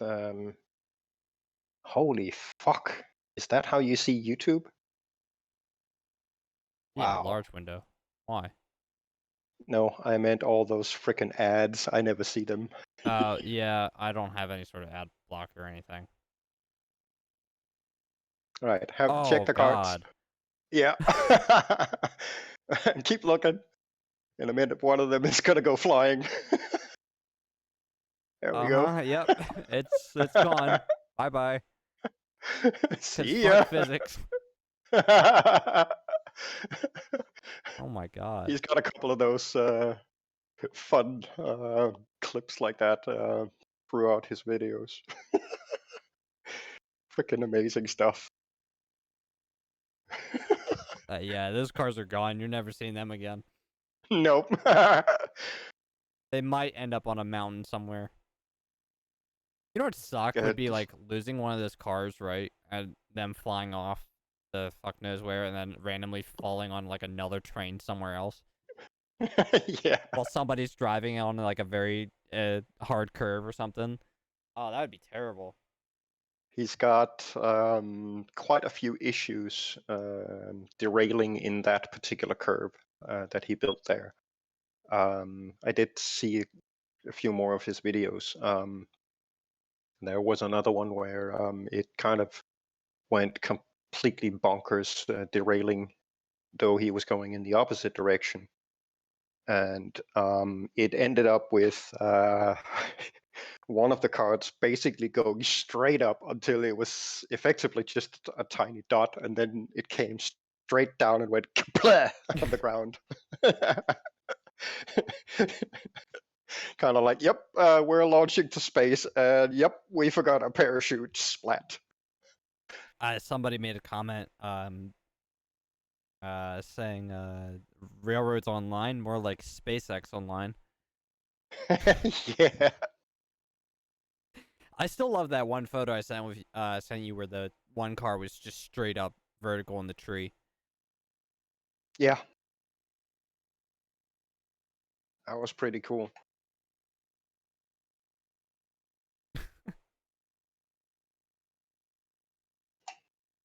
It is a nice looking engine, though. That's for sure.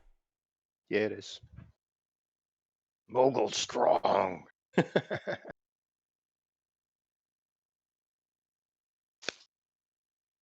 look like that. No, okay. Yeah, I've seen people derail on curves like this too. See, one of the issues with curbs is that if you make them too tight, the cars can potentially make it if they're just rolling. But when you're applying force to it, then depending where the force comes from, in the case where he derailed in the start of the video, the force was applied by the trailing carts because he was effectively coming down a hill going into that curve, and then the weight produced the force applied to the carts, which then derailed them. The other part of it is if the curve is too tight, he's just on the edge of what he can do with the mogul there. Just around a 30-degree turn radius, which is max that the mogul can handle. And that then, I mean, when you're applying force in either by pushing or pulling, you do run the risk of effectively dragging or pushing the carts out of the rail direction, which is effectively what happened when he derailed there. Yeah. You can counteract it by preventing the heavy load on the back from pushing into the carts at the curve by applying some brake to them before you go down the hill. But the better choice would have been to keep that particular stretch fairly level. So you can go through at effectively a constant speed. Doing gradients like he's done there is a recipe for disaster in terms of derailing. So he's going to have to be very careful every single time he goes around there.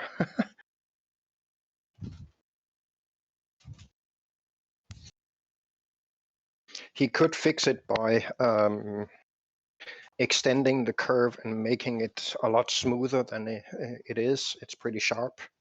But if he stretched out the curve a bit more, made it a bigger, smoother curve, then he could easily get rid of that particular issue because he can then take the curve at a higher speed and thereby reduce the load on the carts that are in the curve.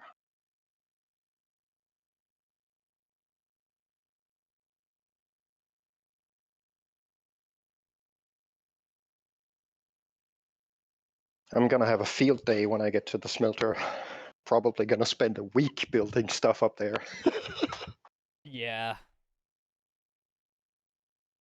This is where I wish there was like dedicated servers for this game. Like I know it's in early access, obviously. You can't beat that over the head at this point. Oh, But sorry, my headset cut out. This is where you wish. we had dedicated servers for this kind of game because jumping in and out with more than one person working on a project would be so nice right now. Oh yeah. You know, as long as there's proper blueprinting and paperwork done. I mean, I know that I'm a bit of a. A pain in the ass. I'll say it. Yeah, you can say it. I know. I'm a It's bit of a okay. perfectionist. I'm as much of a pain in the ass on a lot of stuff too, so that's fine. I'm a bit of a perfectionist when it comes to placing down the tracks, and I do spend excessive amount of time getting the tracks just right. And that is, pain in the ass. But I mean, you've seen firsthand what it's like taking a trip down my tracks. And now that I've gotten them straightened up and uh, have them effectively laid out with as much level ground as possible, it does allow the trains to, save on fuel and water expenses, because you can gain speed, cut the regulator, and effectively just cruise for a long distance, which reduces the amount of water spent. So in terms of fuel efficiency, it does make a huge difference. Before I changed the tracks, I did a couple of test runs, and I actually managed to grab the porter and those 8 cars or whatever. Yeah, 8 cars. Do a run up to the logging camp, up past the sawmill and back to the freight depot, do a turnaround, and repeat the track or repeat the route on one single tank of water, just making use of cruising at the right times. Yeah. So from that perspective, it has been worth that I've spent so much extra time just, straightening out the tracks and getting level tracks and only 2% grades. Actually, I think the grade up to the logging camp is now a 2.25% grade, but it's still good enough. As long as it's not under, as long as it's under 3%, the porter seems to be able to handle it fine with 8 cars. Plus the benefit when you then go back down, as soon as the loco and the first 2 carts are over the top of the bridge, you can basically just kill off the regulator, and the weight of the train will make sure that it gets all the way down. So there are benefits to doing it.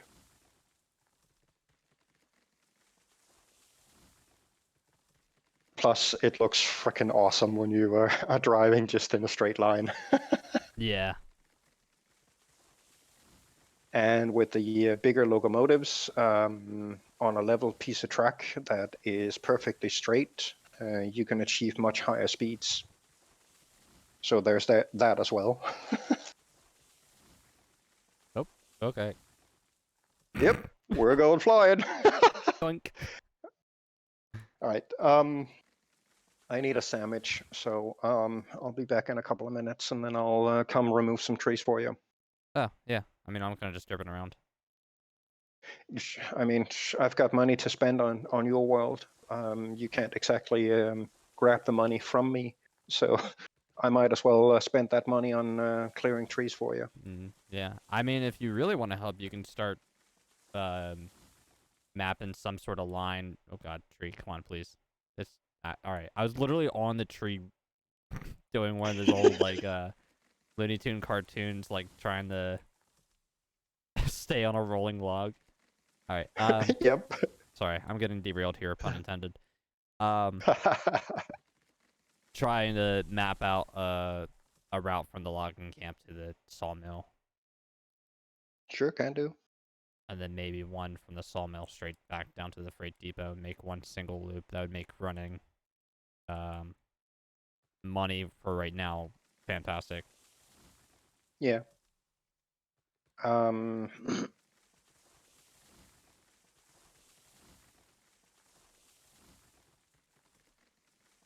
see. We want to get a line from the logging camp to the side where you offload. Spaceport. Well, you saw the line. This line goes straight up into the logging camp. Yeah, So I want that to continue from the back of the logging camp, wrap around. I think it's the yeah, north side, and go from the north side of the camp all the way straight to the sawmill. yeah. The question then is, because part of the issue with the sawmill is that on the northern side of the sawmill, there's not a whole lot of room, which Right. means that Yeah. curve up there potentially becomes pretty steep. Um, I might. So sorry. I might have to do. Let me open up that other window again. Um. So from this line here, go straight around or up to the yeah, and sawmill. then But I yeah, needed and to then come come in on this side and then loop yeah, around going that way. yes, and that's where the problems occur. So I got to cross tracks at some point. If you actually give me 1 second, and I'll make you a close-up of how my sawmill is set up now. I did originally have it come in from the backside. That's the route that you tried running. Yeah. But the problem with that is that it's not particularly easy doing the turnaround or getting the space to make the turnaround properly. So you can get out effectively in the right direction. So what I've done is I've reworked the entire thing to make better space for a turnaround where you come in from one direction, drop off the logs, and then go pick up the lumber and beams, and then go through another turnaround so you can exit on a different track,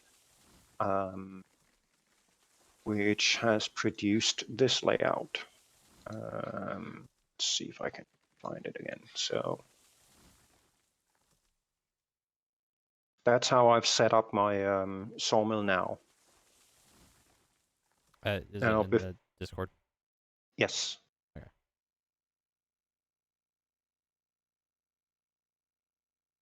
See, before, So you go in on the log drop side, yes, drop logs, go around, pick up this side, and then go into this loop. and into that loop, yep, turn around there, and then go down and exit on the other track there.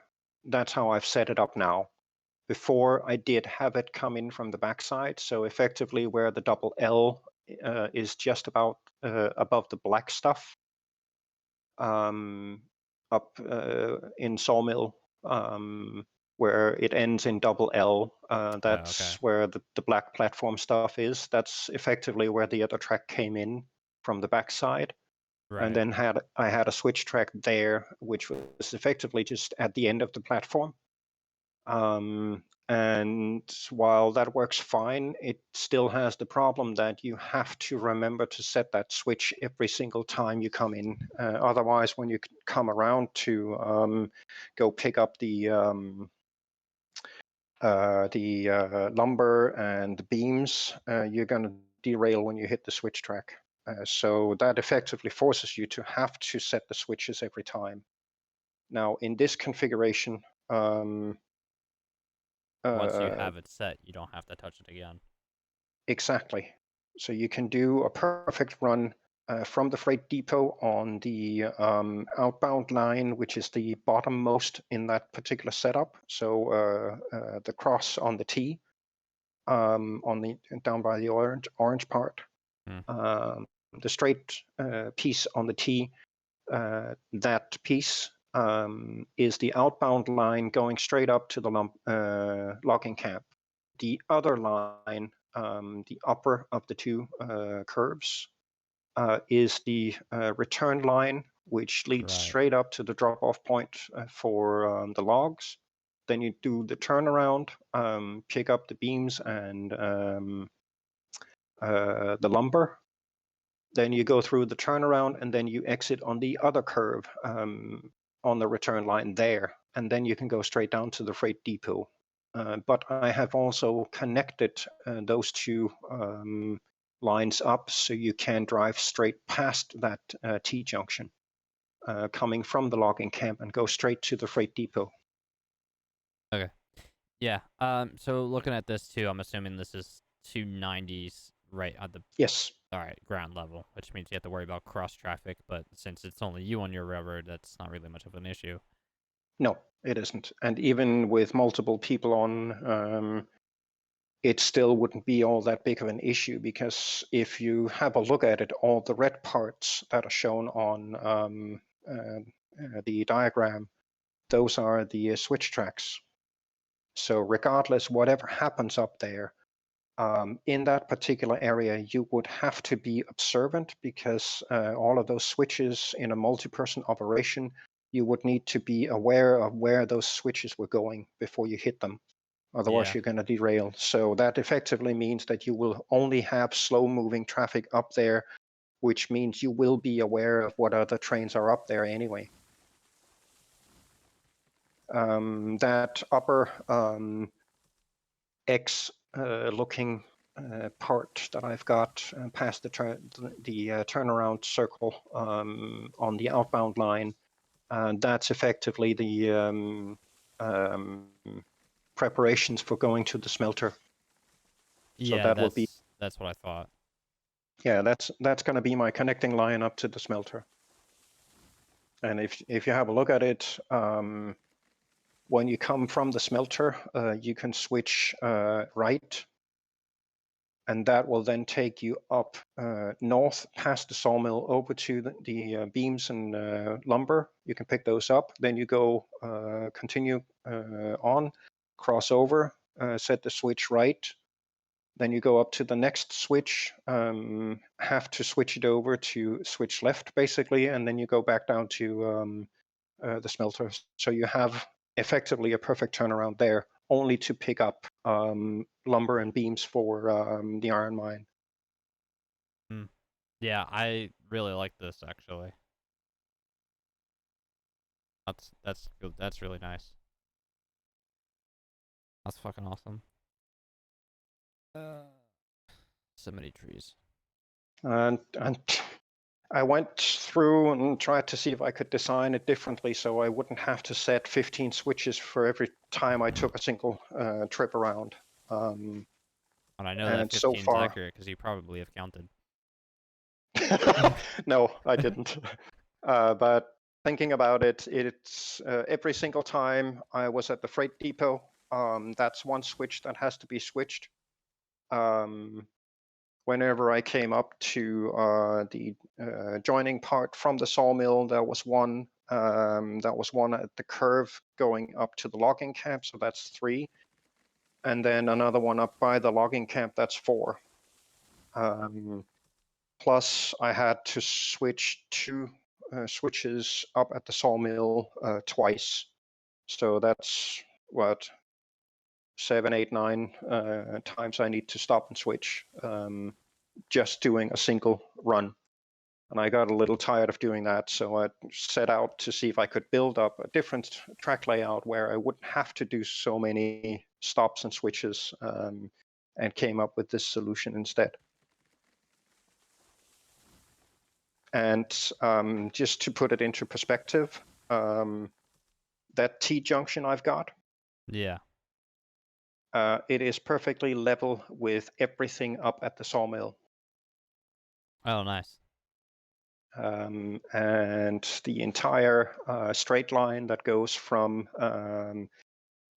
effectively where the curve up towards the logging camp ends, the whole sawmill, the T-junction, and a good distance from there is completely at the same level. Then I've got a very short piece with basically a 1% grade going down to the level of the freight depot, and then the rest of the track is perfectly at level with everything at the freight depot. So You can imagine how long time it took to do all that. Yeah, but I can feel the gratitude from that or It's satisfaction. the satisfaction, yeah. Yeah, that's the It's one. amazing. I mean, it's just looking down that line, it's perfectly straight. I've got nice, decent curves on all of it. And I know that a majority of it, apart from the bridge going up to the logging camp and that little stretch between the sawmill junction and the freight depot, those are the only grades that I've got. And the worst of them is at 2.25%. That's it. So the porter can easily handle 8 cars up that 2.25% grade, which means pretty much all the other locos will be able to as well. So there's definitely an amount of satisfaction in having accomplished that, that's for sure. All right, I'm just gonna go make myself a sandwich quick and then I'll be back. Yep.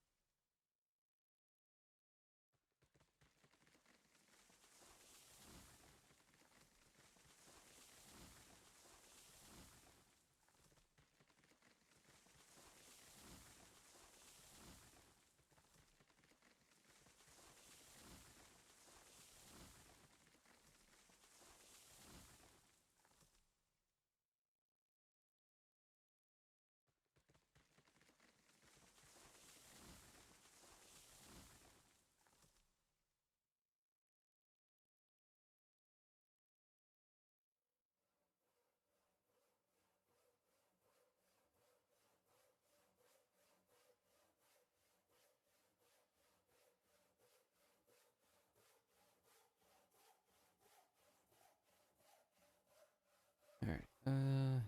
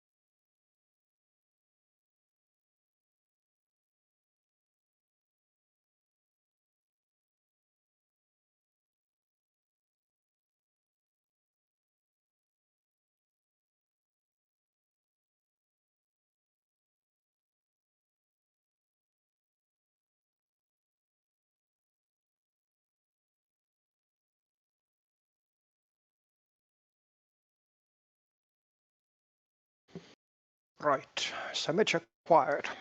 Numbing time. You know what? I think I saw. I did save this. I gotta send it from my phone real quick. We can do a different layout on up at the sawmill if you want.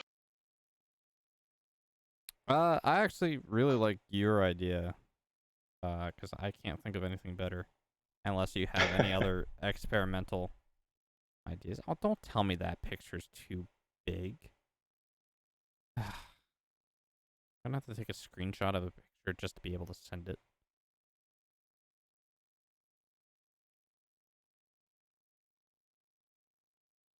Just do Can't that. win them all, my friend. Can't win them all. Apparently not. Done. Save the photos. Discord. Since you mentioned noms, somebody had that written on their tender. Lockbox or noms. Awesome. I expect that on your first train. Or the nom box. The num box, yep.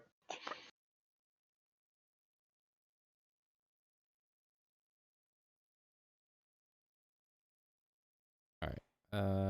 How close am I to the depot? Apparently the game thinks it's a great idea to spawn me up at the logging camp every time. Oh, is that where you are still right now? Yeah. Okay. Oh, you reloaded.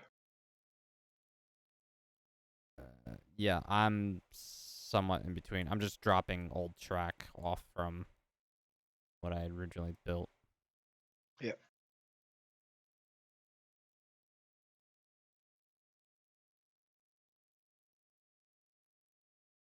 Right. I'm gonna head over to the sawmill and get started on that.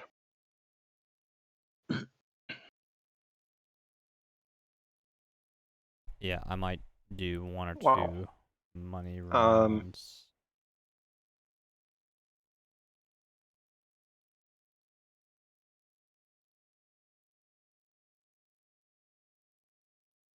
Alright. I'm gonna leave this a little bit here for now. Just so it's a bit of track that has just a little bit of length.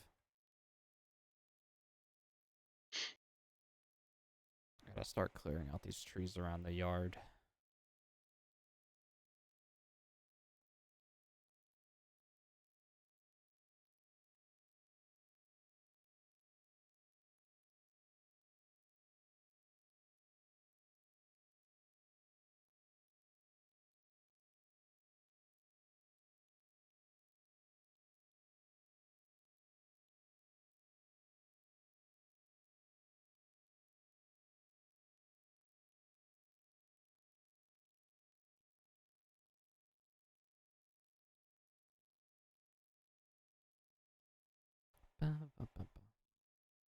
Yeah, the running speed in this game really just adds to the size of the map. Like, I know it's not that big of a map, but it makes it feel better considering this is the fastest I can run. yeah. Oh. Supposedly it's supposed to be 4 square kilometers. Yeah.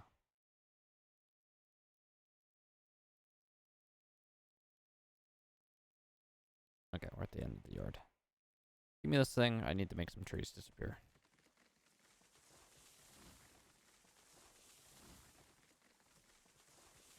Can I has destructor box blocks?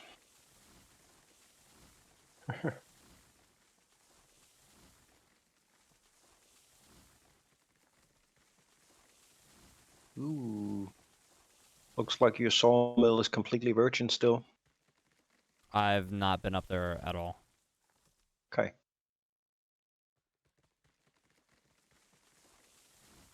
So yes, it is a virgin.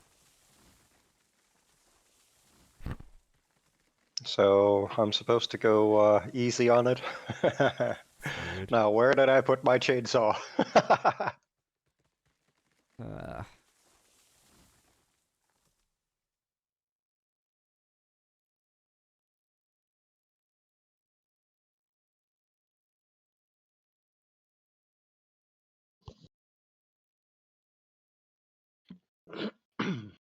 where is... Oh, this is stuff that I've laid. And then...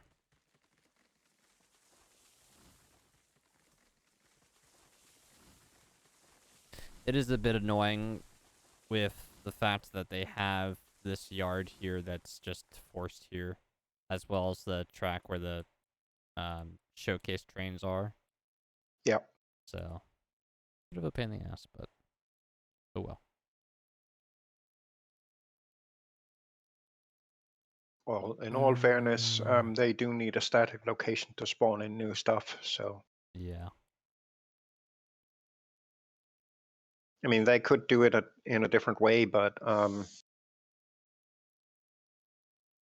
it would be a pain in the ass.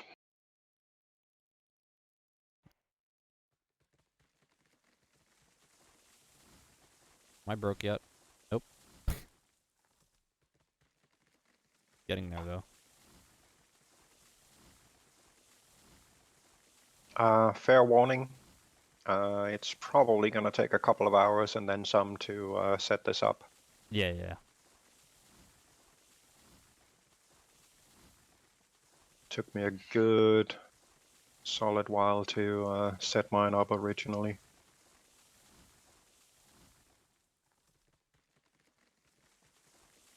That's why I'm starting on the yard over here. As long as I can keep the line between the freight depot and the logging camp intact, I don't care what else happens around here.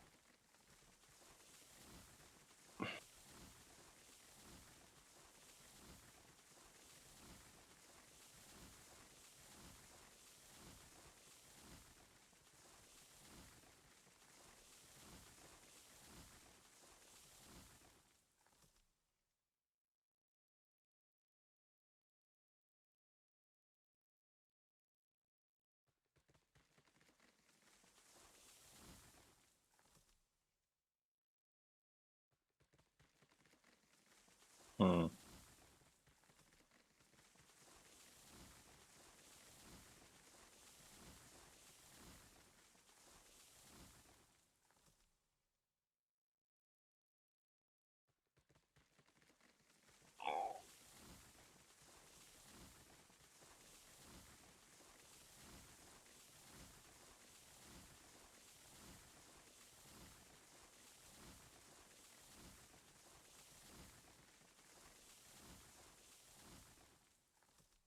Oh. Wow, that's annoying.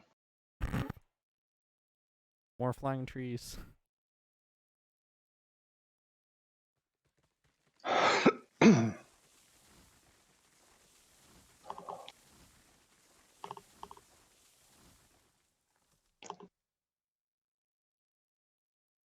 Yeah, well, with me having idled in the background while looking at other things, my train's gone completely cold. So I'm not even gonna warm that up right now until I need to run money.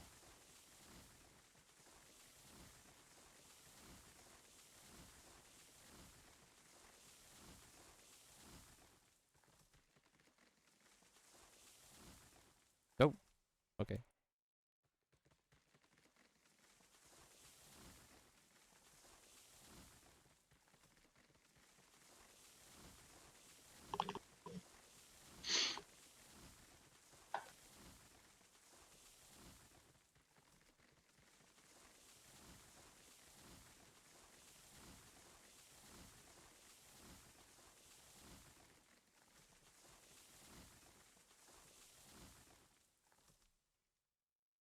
Alright, I'm going to save real quick before I get any closer with these trees to my train. That would probably be a good idea.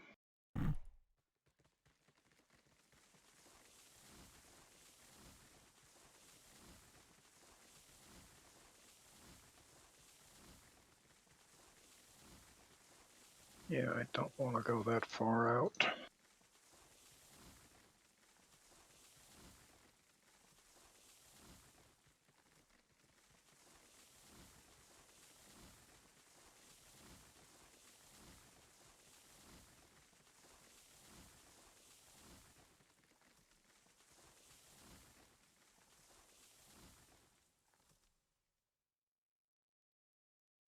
Alright, well that's a little bit more breathing room.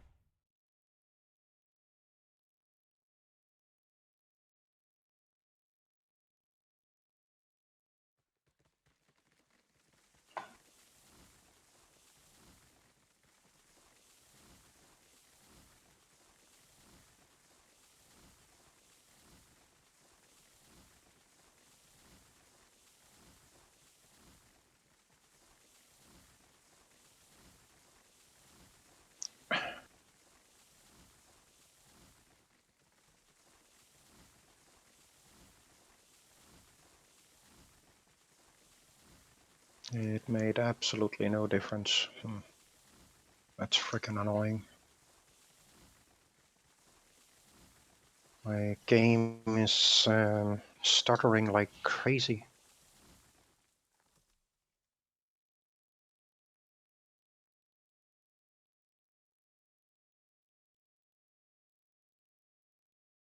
And now it stopped. Christ. Maybe it was me cutting down trees. Ah, yeah, could have been.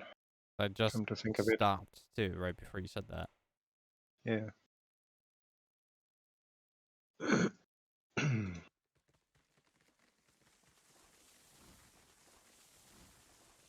Okay, that's... Yeah, the tree cutting is it.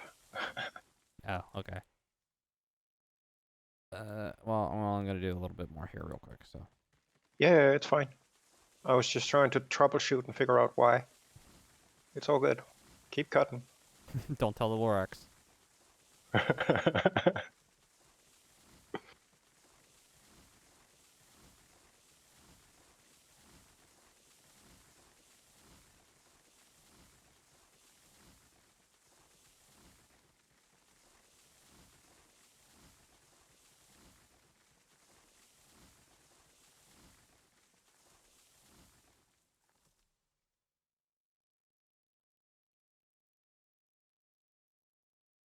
So much better without so many trees.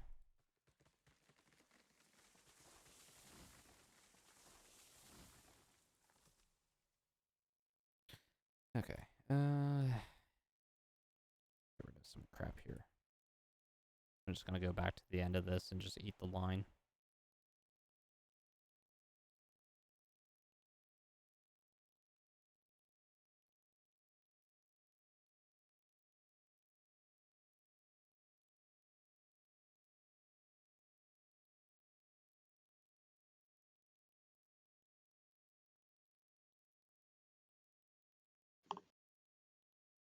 Pepsi.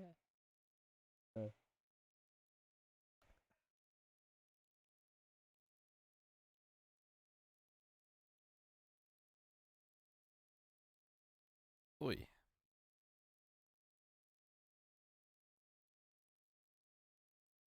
probably text Rain back. She texted me a while ago and I just didn't say anything. Mhm.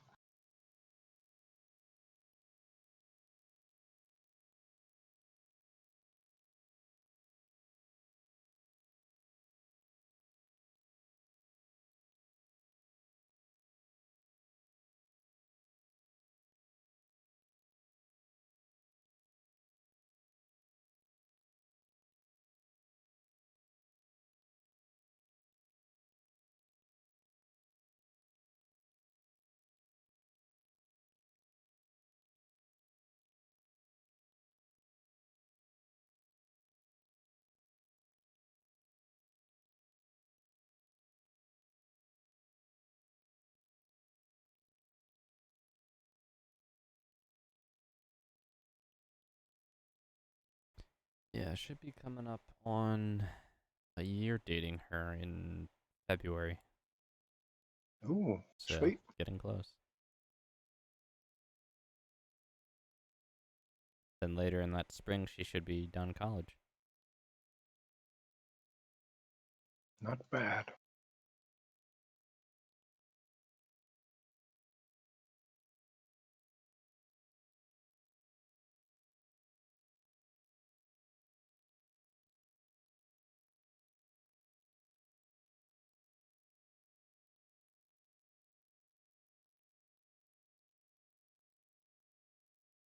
Though I'm gonna have a hard time this holiday season because I may or may not have already bought her something for Christmas. And it's gonna be very hard for me not to give it to her, especially considering it is physically big. So it's gonna be hard hiding it to begin with. Ooh, yeah. It's big and squishy.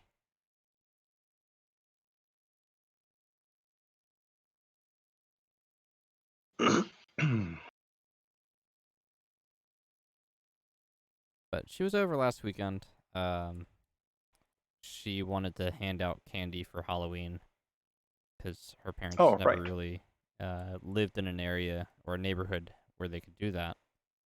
Mm, So she really wanted to try that this year. She had a lot of fun seeing all the kids in different costumes and whatnot, and yeah, really enjoyed herself.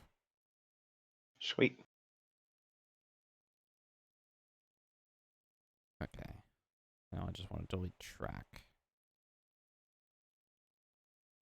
Actually, I might delete the grade here. I just have to do it first.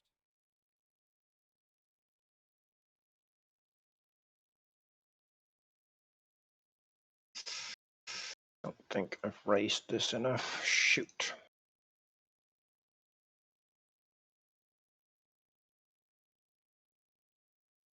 All right.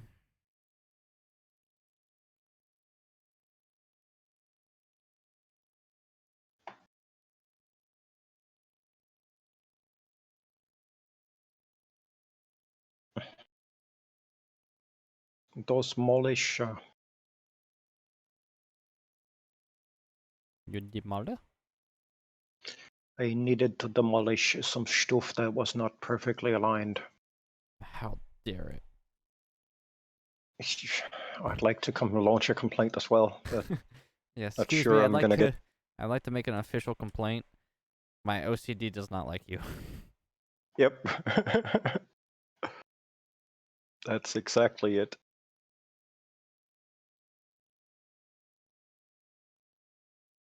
All right.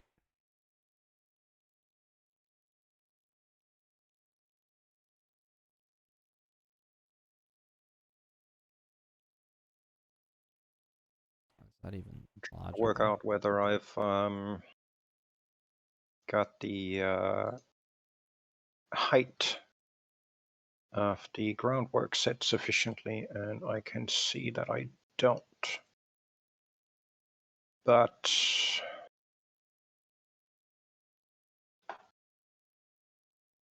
it should still be good enough because the track should be able to go through if I line them up with this.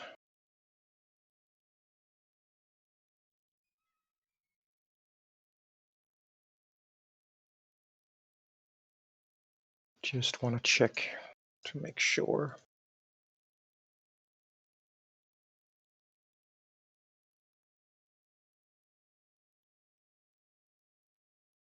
So I want.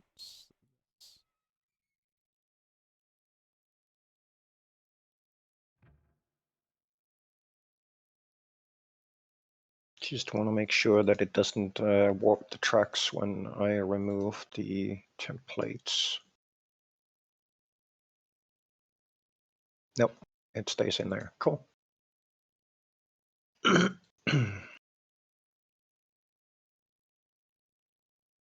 right.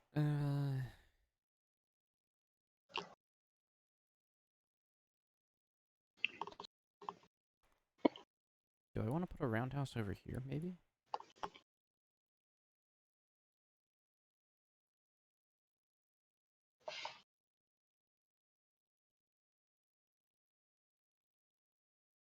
I feel like this might be the ideal spot, considering I have like this limit with the display track over here. Yeah. Oh, and the invisible box.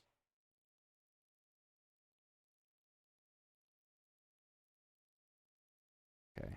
Can I place a marker for the invisible box? Yes.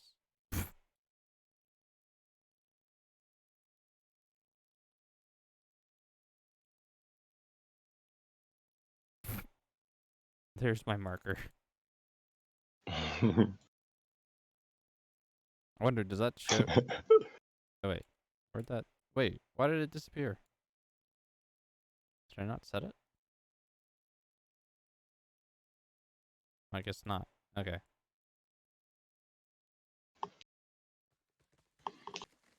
I'm cutting down trees again.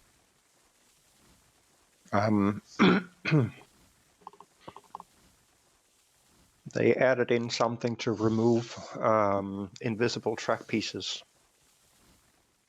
So it might be the case that that particular new routine decides that that piece you placed was invisible and therefore removed it. Yeah.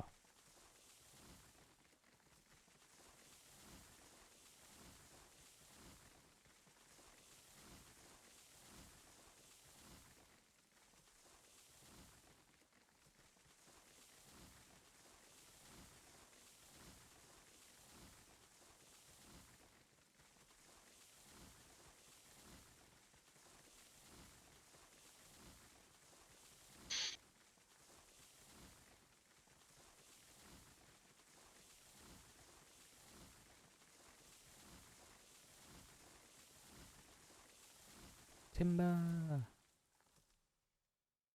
Yeah, they definitely need to do something about the physics calculations on the trees.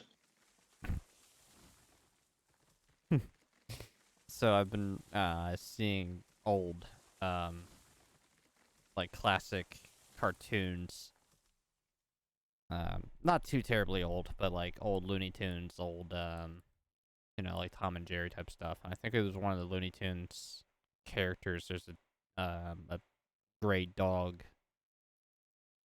that at Yeah. times cuts down trees and yells timber, but the tree falls on him. Yep.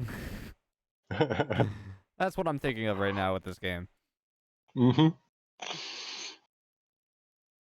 I don't know what the name of the character is. That's Yeah, I don't remember his name, but yeah, I do remember.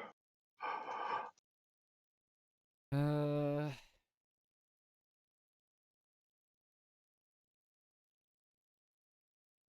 All right. Well, I do need to do.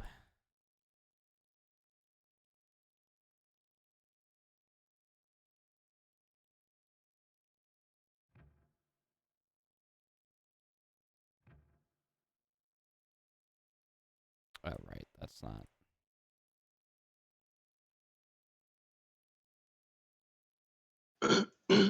It's not level terrain, so it's not going to take.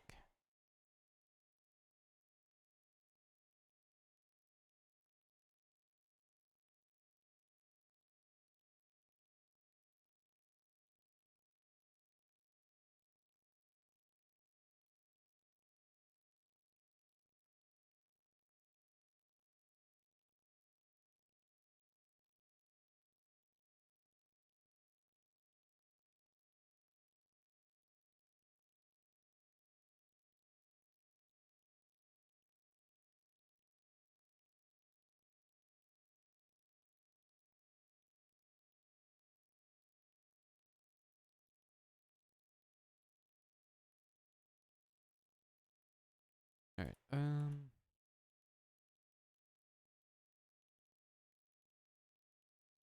Place this out here. And then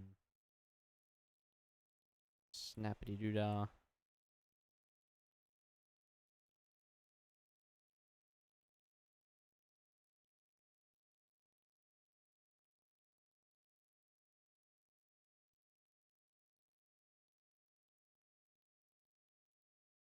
Well, that didn't line up.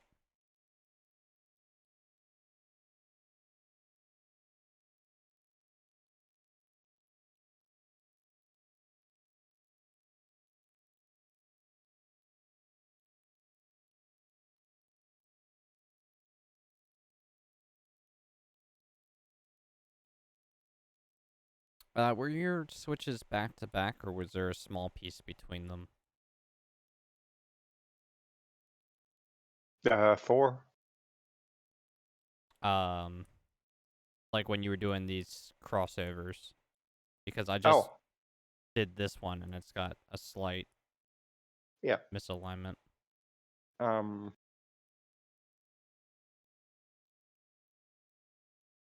let's see. Yeah. All right. So the one you're looking at right now, Yeah. may want to get rid of that one. Oh, actually, hold on. So those Oh, this okay. butts Yeah. up right Yeah. to Yes, you the need to first get switch. rid of the one you just walked over. This. Yep. Then go on the leftmost track. Straight piece, attach 6 90-degree crossovers on that straight piece. It's easier if you do it from the other side. No. 6 of those. Yeah. Okay.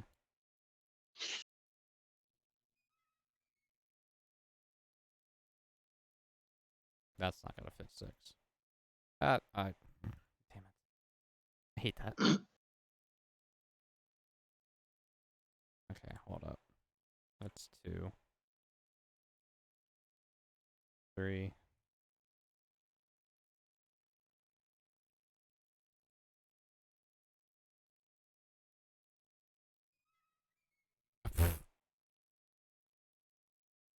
Derp.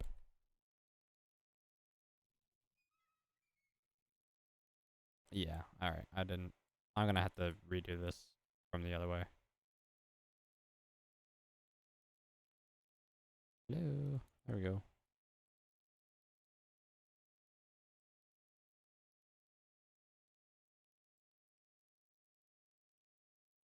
Because I don't think I can get rid of this right here.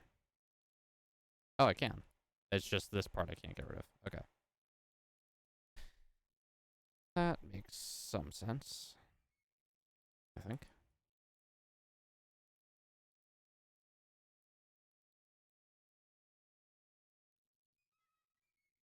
Mm,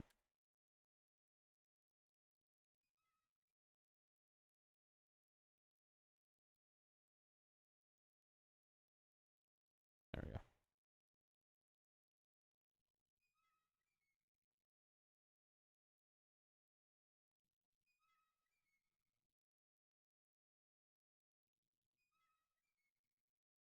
It's 1, 2, 3, 4, 5, 6.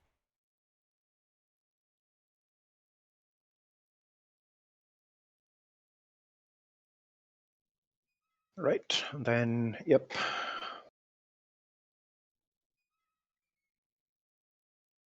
And I can delete the 6 in the middle here.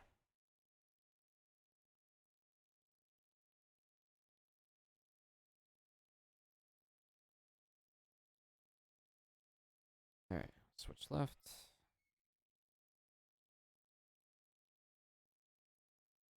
Nope, I did that Yeah, wrong. no. Yes, you did.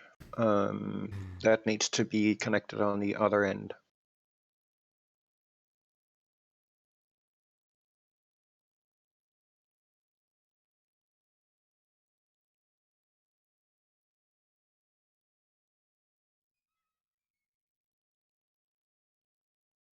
And now you have the problem that you removed the original switch track, which means you don't have your point of reference anymore. Well, I know it's 6 between this and that over there. Yes, but you needed the other switch track to stay where it was.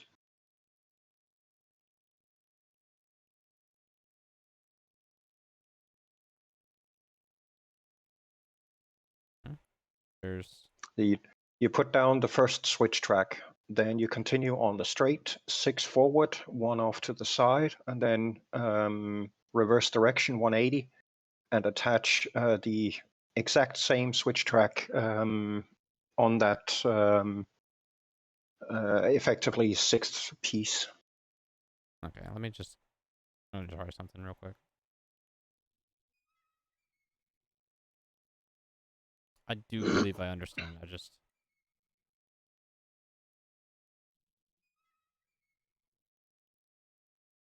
2, 3, 4, 5, 6. Then I need the 2 over.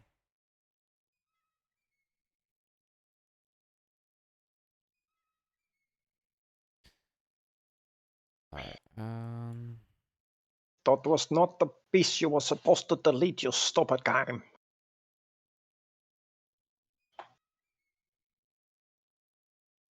fine, nicely, sure. Do I have to? No, you don't have to, but, you know, I thought I'd suggest it. I don't play nice with others. I can see that.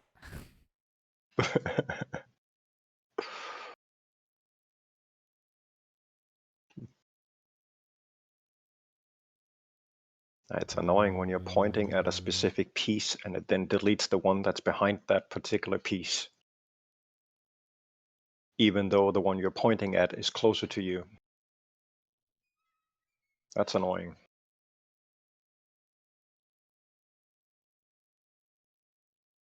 Okay, there we go. That was just one off.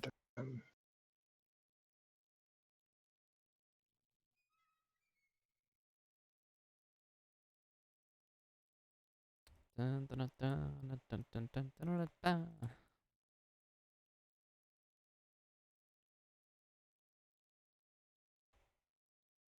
Dun, dun, dun, dun, dun. There we go.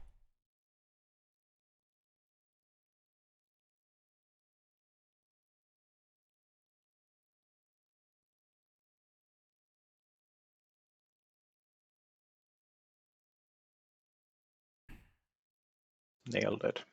Sweet.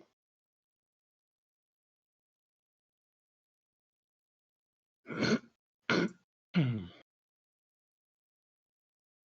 think for this, I just want to do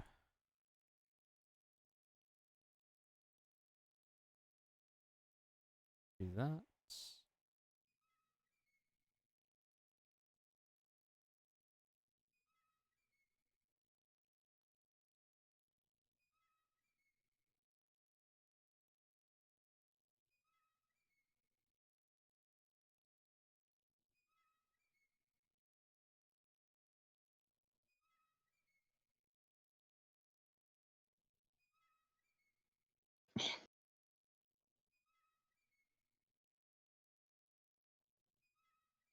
Excuse me, Mr. Delete. Would you please delete the thing I'm clicking at?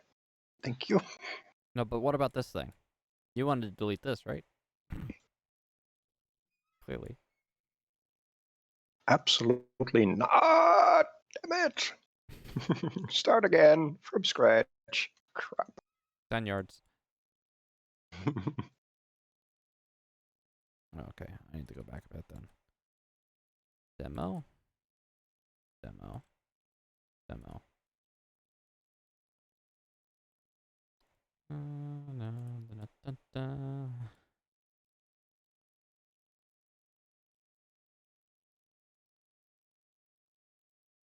That I did not want that on the ground. I wanted it in the air.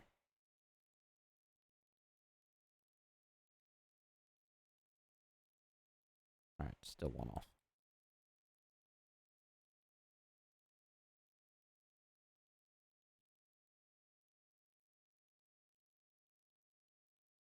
Am I 1 off or 2 off? I'm probably 2 off, but I'm going to do this again.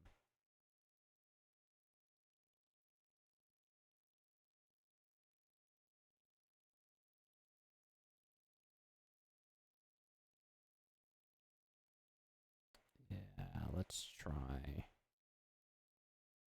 just another one.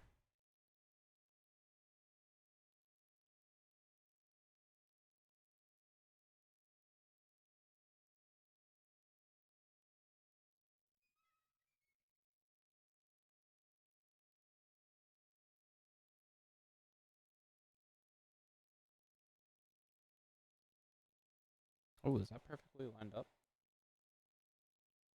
Say it isn't so.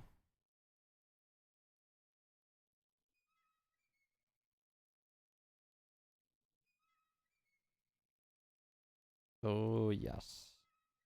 I may Yeah. actually just nut in November. Uh, be right back. My brother wants me to call him. Yeah, yeah. Go ahead.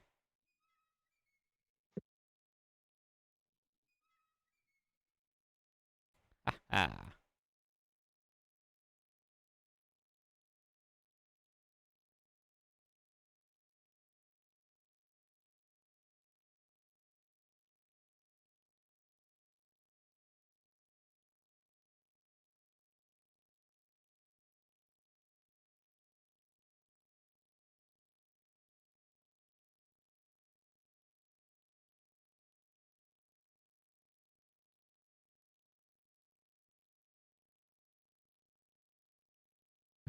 One, two, three, four, five, six.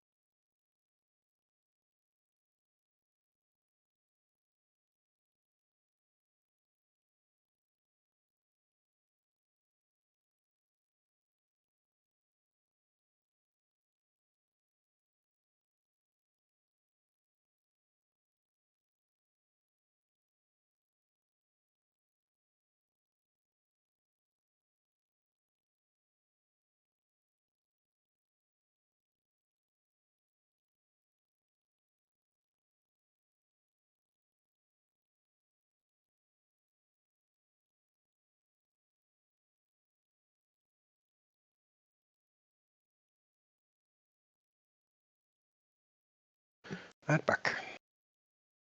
Welcome back. My nephew, niece, and sister-in-law caught COVID last weekend. Yeah, I think I remember you mentioning that earlier. So there's been a bit of, checking symptoms back and forth and test results and all that shit. They doing good? And, you know, like kids having the flu, but that's it. I mean, they don't have any of those massively dangerous symptoms at all, so that's good. Yeah, yeah.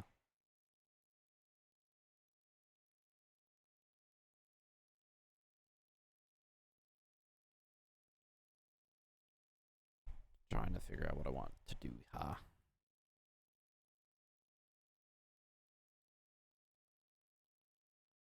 If you want to take note of this too, this worked out really nicely. With laying these switches out straight off of this, like it's only 190 off from the Hmm. first thing you can't delete.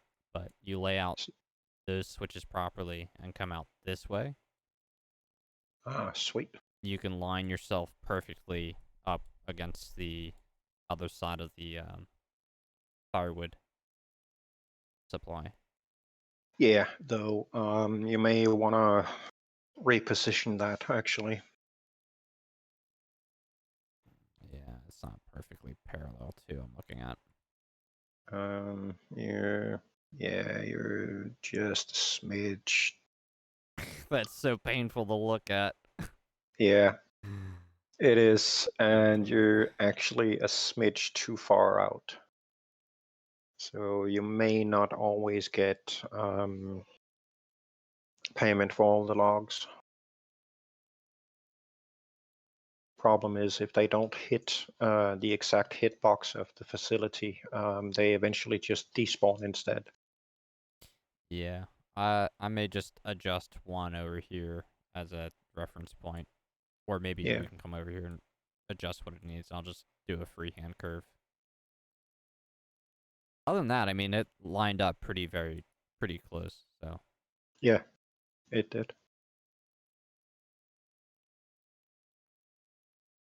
I'm just trying to decide if I want to have just an extra siding here.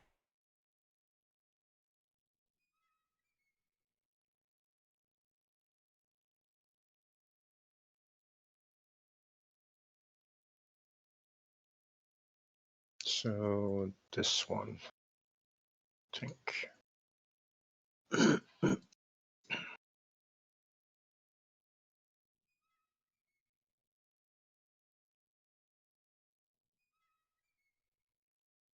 Can't wait for us to get a fucking caboose.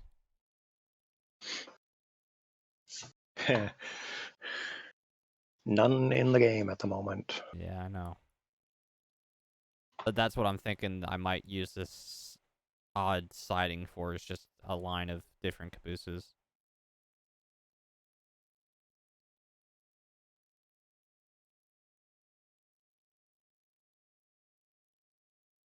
Although I'll probably put the, what is it? Sand house here. Right? I have that? Yeah. Before you put too much of that stuff down, you may want to consider putting those facilities on more frequently used lines. Doing them at the spawn depot means that you potentially need to either drive in there and back out, or decouple the locomotive and go in and then get the Yeah. stuff done and back out. Whereas if you put them on, say, either inbound or outbound lines from to and from the depot, you can, grab it on the way. Yeah, no, I'm planning that too. I was just gonna do one next to the spawn. Although I don't really see the point of having one, I guess. Especially when there's the inbound and outbound lines. So yeah, maybe I just won't.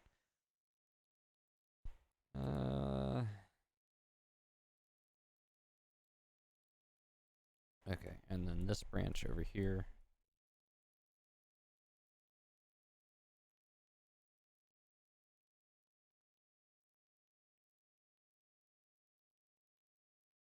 Oh, come on!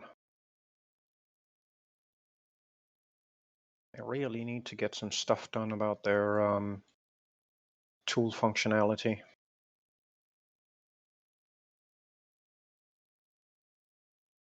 Really stinks when you accidentally double tool. I think I've only done that once so far.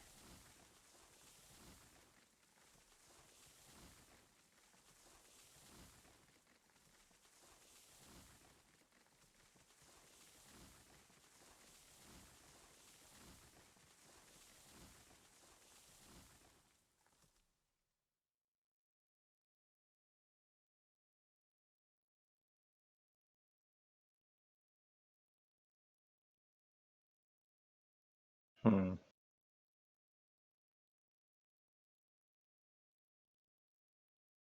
Um,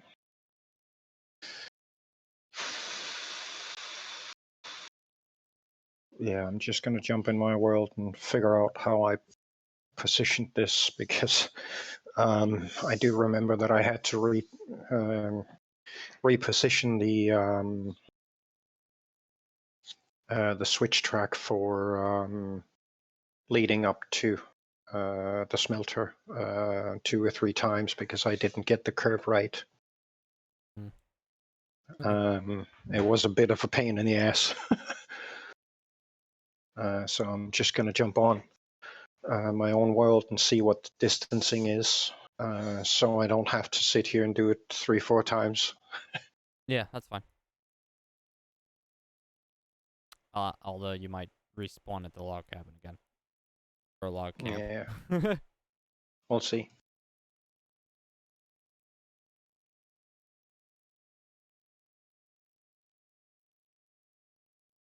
Alright, I want to keep curving this out. I'd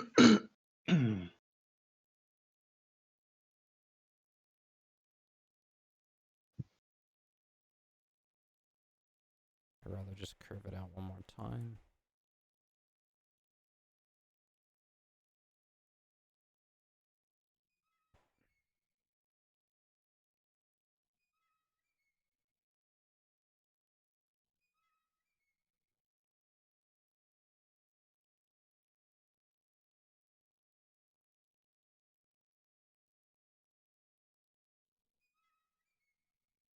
Balls.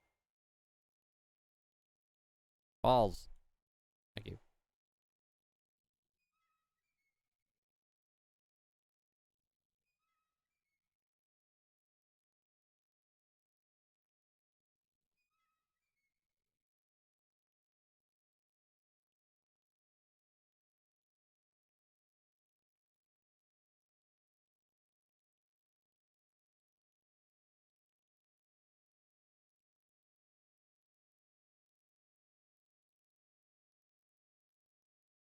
You know, stop, stop, stop, stop, stop, stop, stop, stop, stop. Stinking turntable.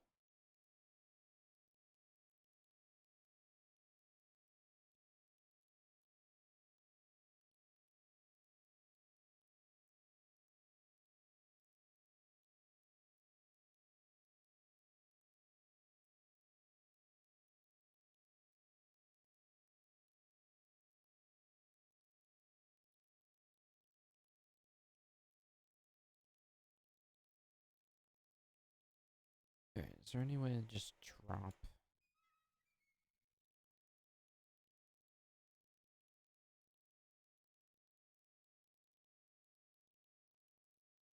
No? How Yeah, that's the pickle with the turntable. I think I've seen another trick. I just gotta. Uh,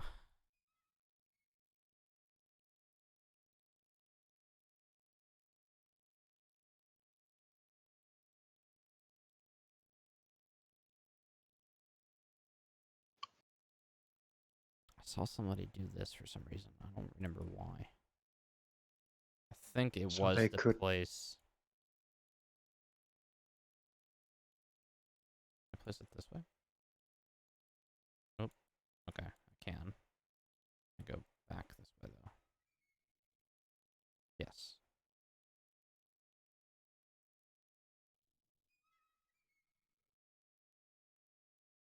Oh, that's a chaotic mess.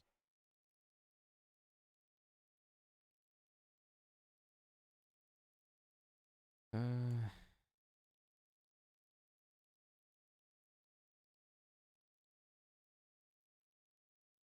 Oh, but I could do that.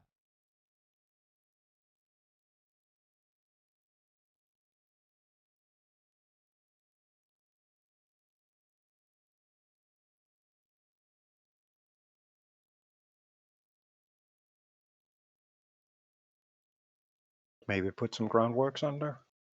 Yeah, I'm just sticking around here.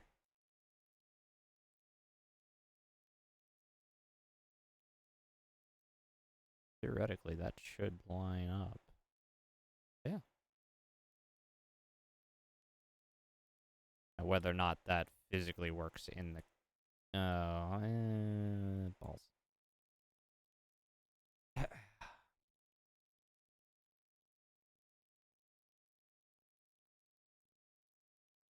Okay, I think I understand somewhat of what they're doing here.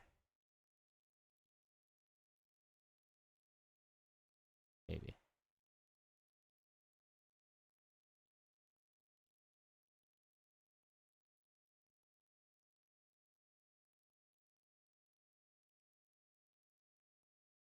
Wonder, was that snapping to the table or no? It wasn't. It was snapping to this.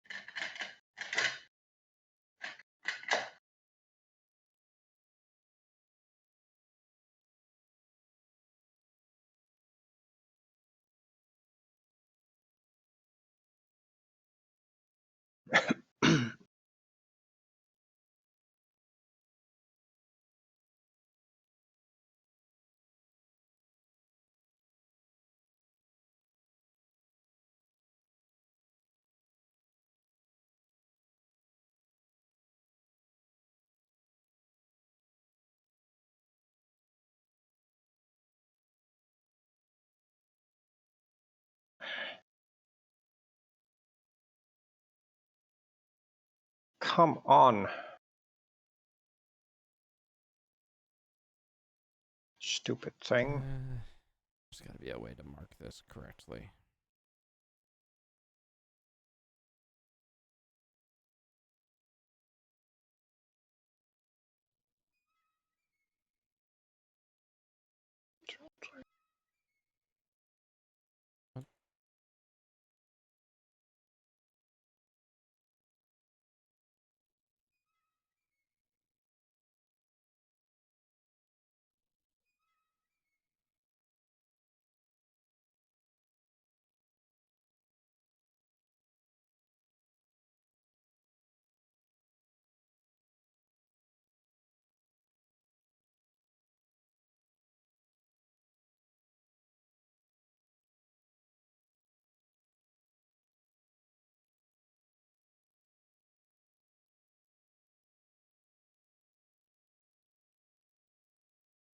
Uh,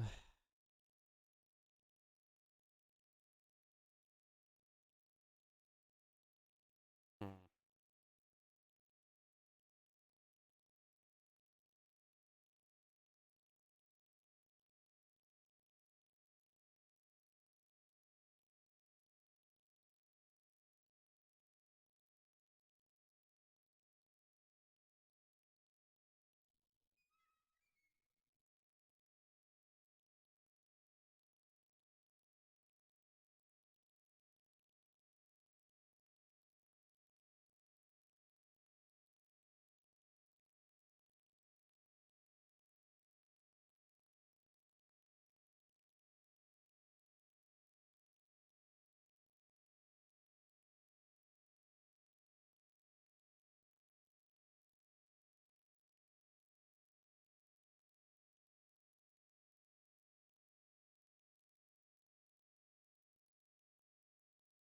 Whoa.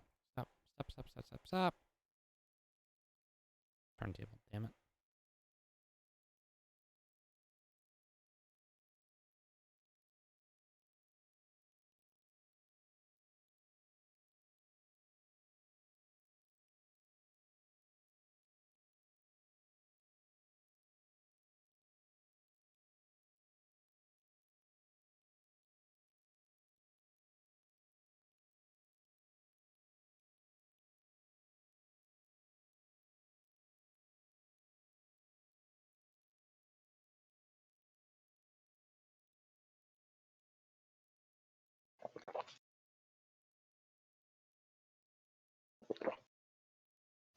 Can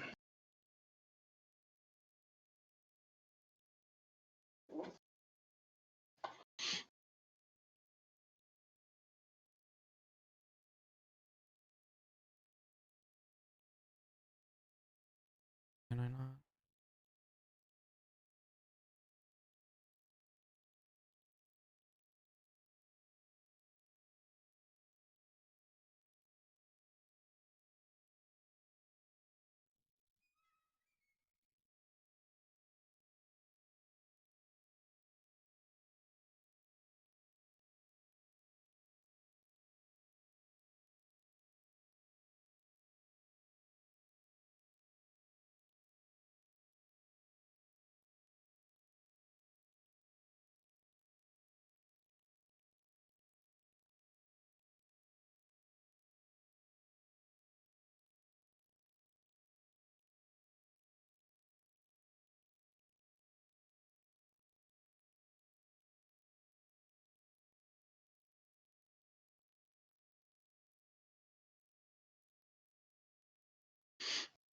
Hmm.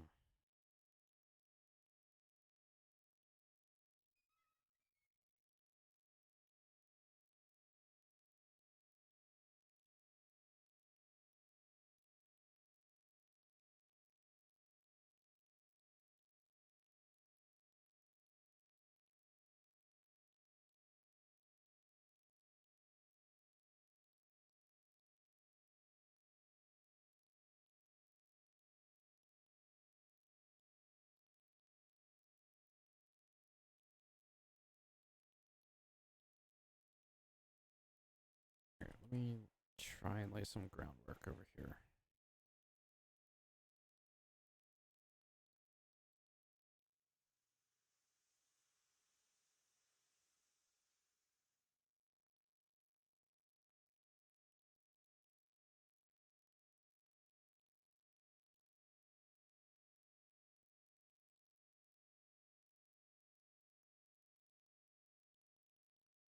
That's level.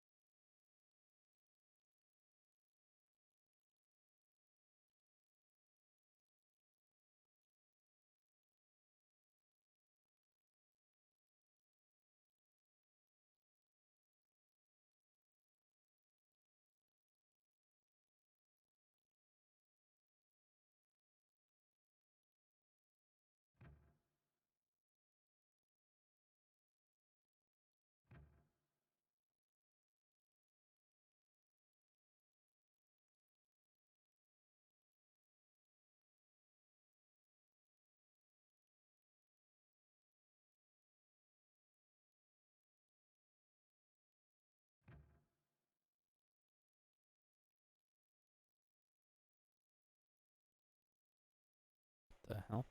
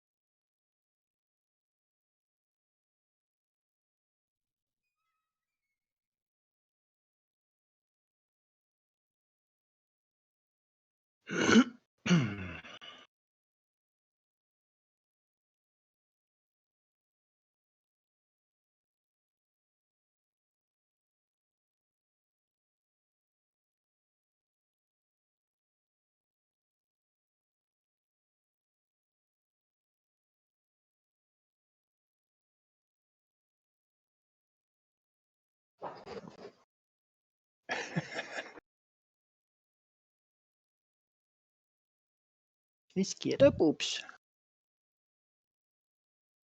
Vi sker mus. No. Chins. Yeah. Chili got scared of something. I don't know what. She makes the funniest sound when she gets scared. Kind of like, a super fast, cartoony bubble wobble sound.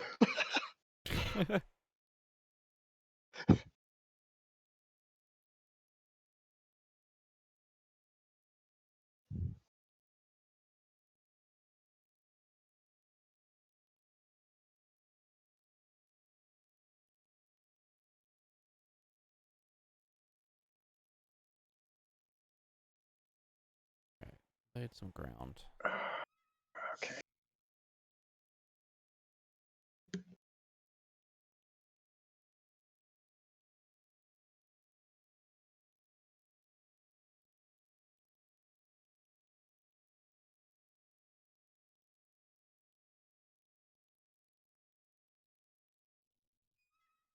Don't think I'm far enough over.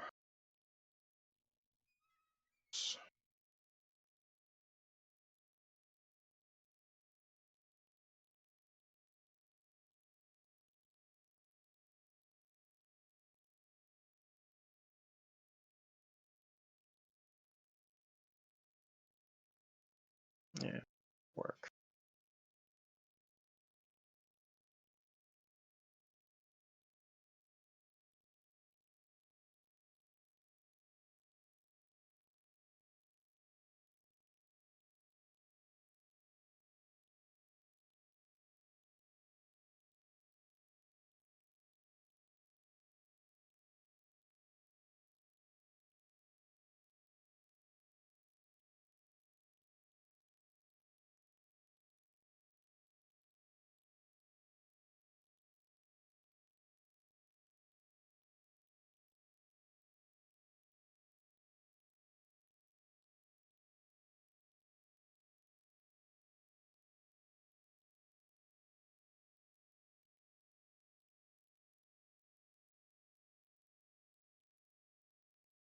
No, I do not wish to re-rail anything. Just want to cut down some frickin' trees.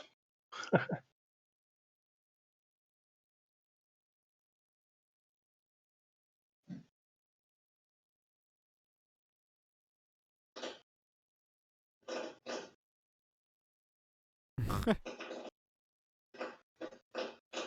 so bad material for that. I tried laying down 2 pieces for the roundhouse, and I used the wooden track. How? Does not look good. Nah. Can't win them all, Chief. Nope.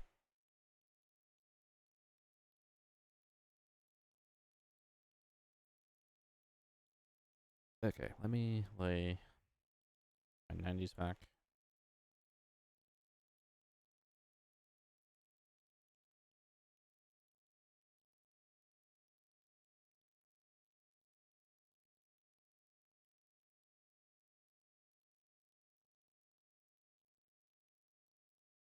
Excuse me, Mr. Tree, would you mind bucking off? Thank you.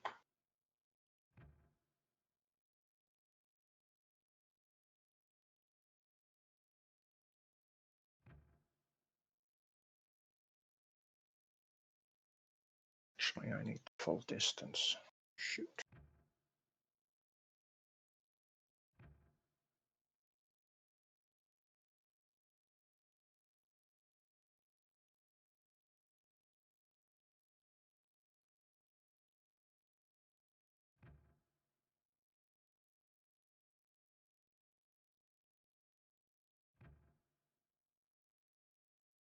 Oh, and this rails ended up being higher. Right. Damn it.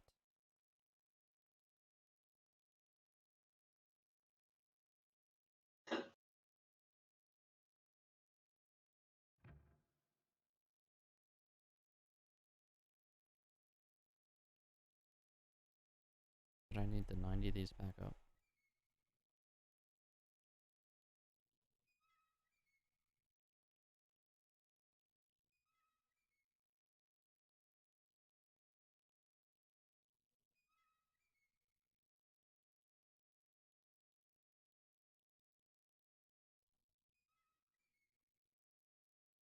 Oh, come on.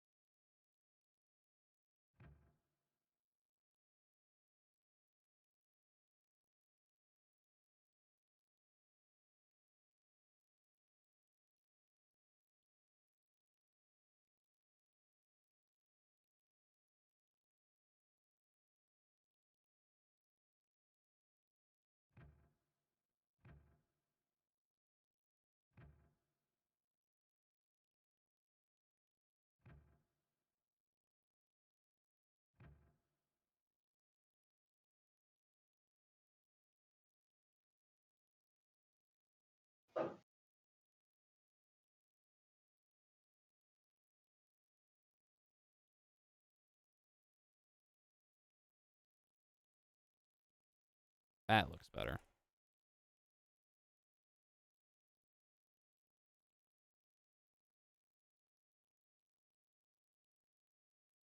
Now, if I place say a switch. And it's not perfectly lined up. Fuck me. Hate this game.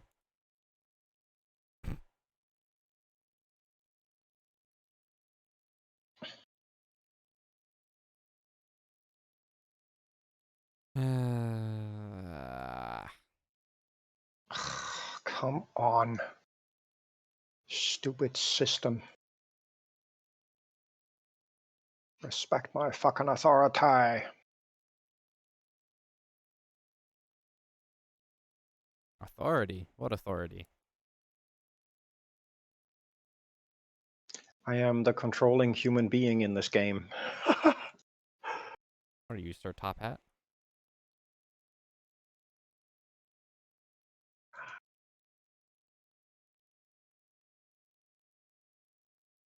For some odd reason, it just keeps, wanting to place the pieces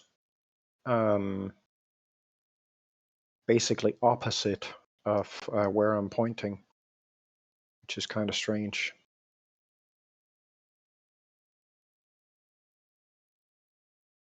I wonder if anybody has like an actual trick to laying these rail houses.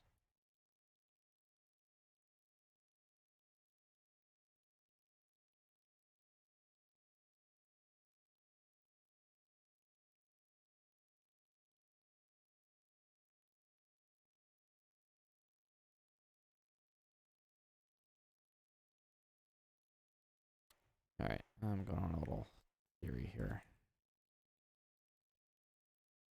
Nope, that's not where I wanted you. Now you don't want to delete. How rude.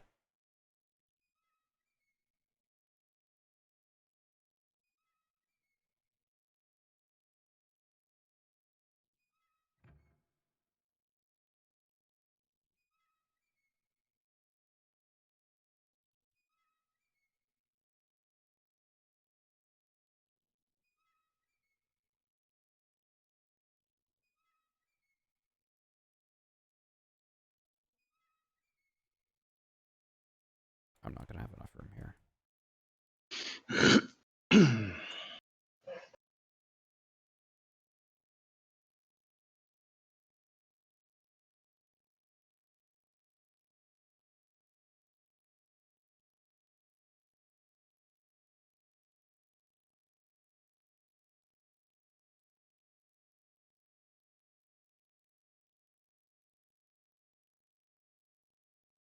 Well, eventually I'm going to get this curve right. Yeah. And eventually I'll find my own sanity. Of all the things I've lost, I miss my mind the most. Ozzy Osbourne once said that.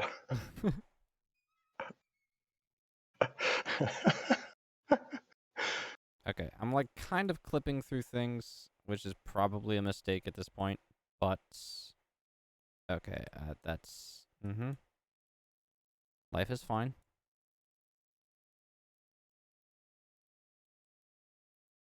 I wanted to see if there was an even like points, but even if I went through all this effort, I'm pretty sure it would be for nothing. Because that's how I roll.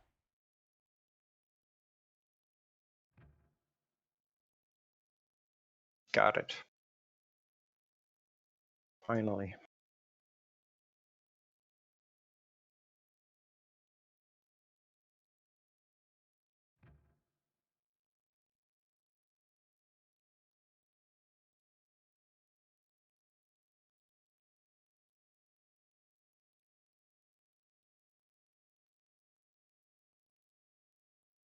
Now, did this line up by chance?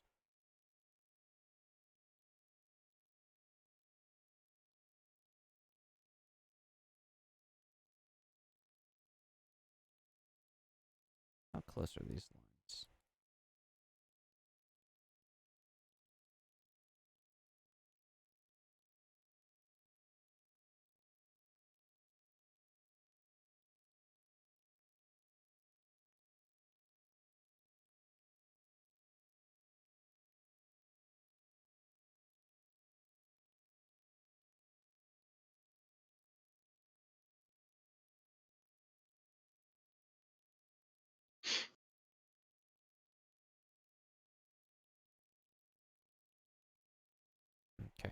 did not line up.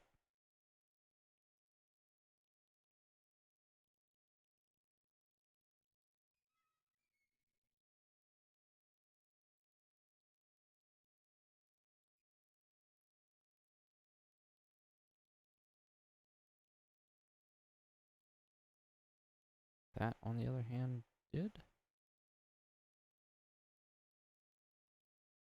Question mark? Okay, so we don't have a main line running from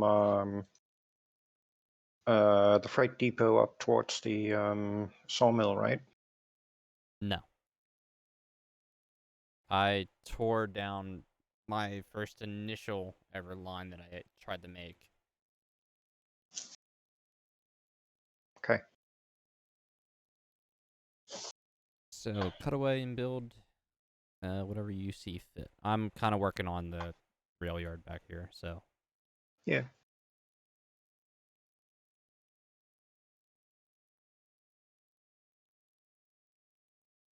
I made a switch over on mine to support running a line from the logging camp to the smelter past the sawmill. So I'm gonna put that switch over in here as well, Okay. just in case.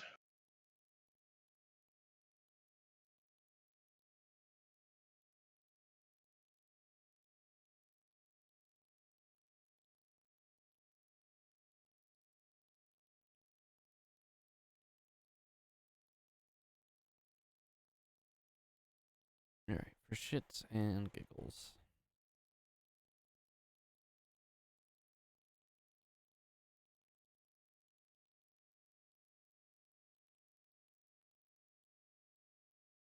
Or rather, it's all shits and giggles until somebody giggles and shits.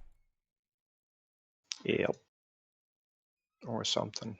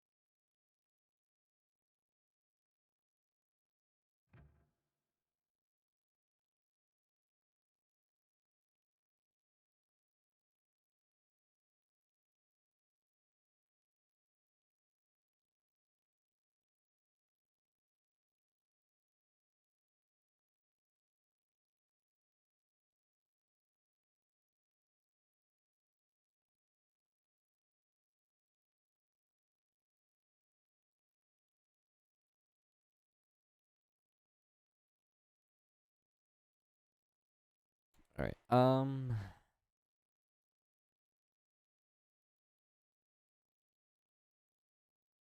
if you want to continue, you can. I have to get up and go Okay. for a bit. I can leave this open for you, and it shouldn't be an issue, I don't think. Or if you just want to drop and go back to your other stuff, doesn't matter. Might as well let your hardware take a rest. Yeah. Pain of inconvenience. Yeah. Stuff happens, I real life lined, and all that. Oh, no, well, I wasn't talking about that. Oh, okay. I lined this with 90s, went straight across, and it doesn't line up with the freight depot. No, it doesn't. I found that out too. Well, okay. I've got the tracks over by the lumber and beam pickup laid down to follow the station platforms. I've got the track down next to the log roll-off and the pairing outbound track templated down. I've got the crossover set up with the switch off and the beginning bend towards the loop back. So the initial placement of everything should be in the right spot now. Still need to, set up things like get the groundworks in place and do the remaining loops, and also the switch off up towards the smelter. Though I'm not entirely sure whether I'm going to be able to hit as perfectly on the direction as I by chance did on my world, but I'll see what I can do. So progress has definitely been made up here. Okay. Just need to get the curves up. Those are the most annoying ones. But the important foundation work is done. All of it just needs to be hooked up with return curves and whatnot, which is going to be a little bit of a tedious thing to do, because setting up that looping curve, yeah, that's a bit of a nightmare.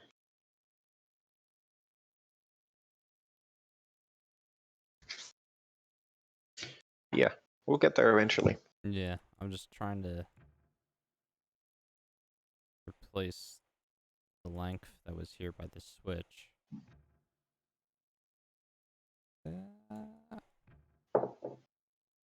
Does it? Bend somewhat nicely. Not so much there, but I'm probably going to jump over and mess with my own rail yard. yeah. All of my freight depot rail yard stuff is basically useless at the moment, so need to get it running again. Well, I mean, the more we can set up long term, the better. That's why I'm like messing with this now. I'm debating about how far I want to go over and where I want the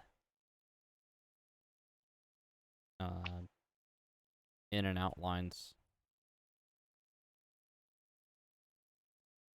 I wish we had options to move stationary buildings, but yeah, most of them are not exactly perfectly placed, but on the other hand, that then pushes a challenge to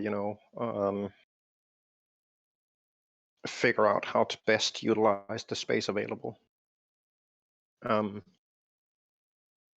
One thing that you may want to keep in mind with your rail yard design, you will have stuff coming in from two directions, one of them being the direction you're looking at roughly, yeah. and the other one behind you.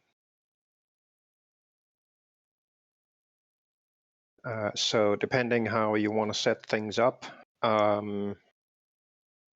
you may want to consider coming up with a way to effectively have a loop going around the freight depot. So you can have trains coming in from both sides and do a turnaround and come out the other way. Yeah, I'll take a look at a lot of other people's stuff too. I just want to make sure that, because the one that we saw, I think it was from Lame, basically had their entire yard on this side. Yeah. Of the depot.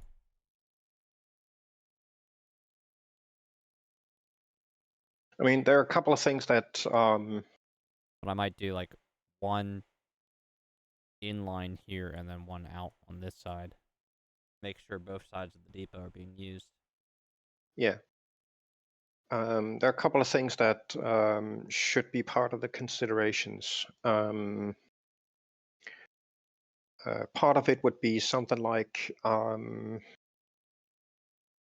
do you expect to have multiple trains coming to and from the rail yard basically at the same time? If so, you need to make sure that there is a way to get through the rail yard without effectively ending up in a queue behind somebody else. The other thing is, while it's cool having a bunch of shunt tracks basically to dump unused cars and whatnot, you may want to consider how um, many you need, and whether you actually need any. Yeah. But above all else, the priority has to be traffic. Basically, if you look at the mountain ridge just in front of you, off to the right, effectively in that direction is a valley in between those two hills. And that's the direction you need to go to get to the oil fields, the refinery, and the ironworks. And you will need a connection from there up to the freight yard to unload stuff. Because the final product in the production chain is the oil barrels, and they only go in one spot, and that's the freight depot. So you absolutely need a connection from there up to the freight yard. The other part of it is that you need to get some lumber and beams coming up from the sawmill through the freight yard area, potentially down to those three facilities down there. The other part of it is that you need to get some iron materials from the smelter all the way down to those three facilities down there. Yeah. So you definitely need some sort of dedicated line going past the freight yard down to those areas. But you also need to have some sort of circular setup surrounding the freight yard, so trains can come in basically in this direction that this train is facing at the moment, go out from the freight yard, turn around and go back. And you need something in the opposite end as well for the opposite direction, because eventually we are going to have trains coming from both sides of the freight yard, coming in, dropping off, needing to turn around and go back. Yeah. All right. It's just the whole logistics of the production chains. Yeah. Let me get over here. Save. So I would um,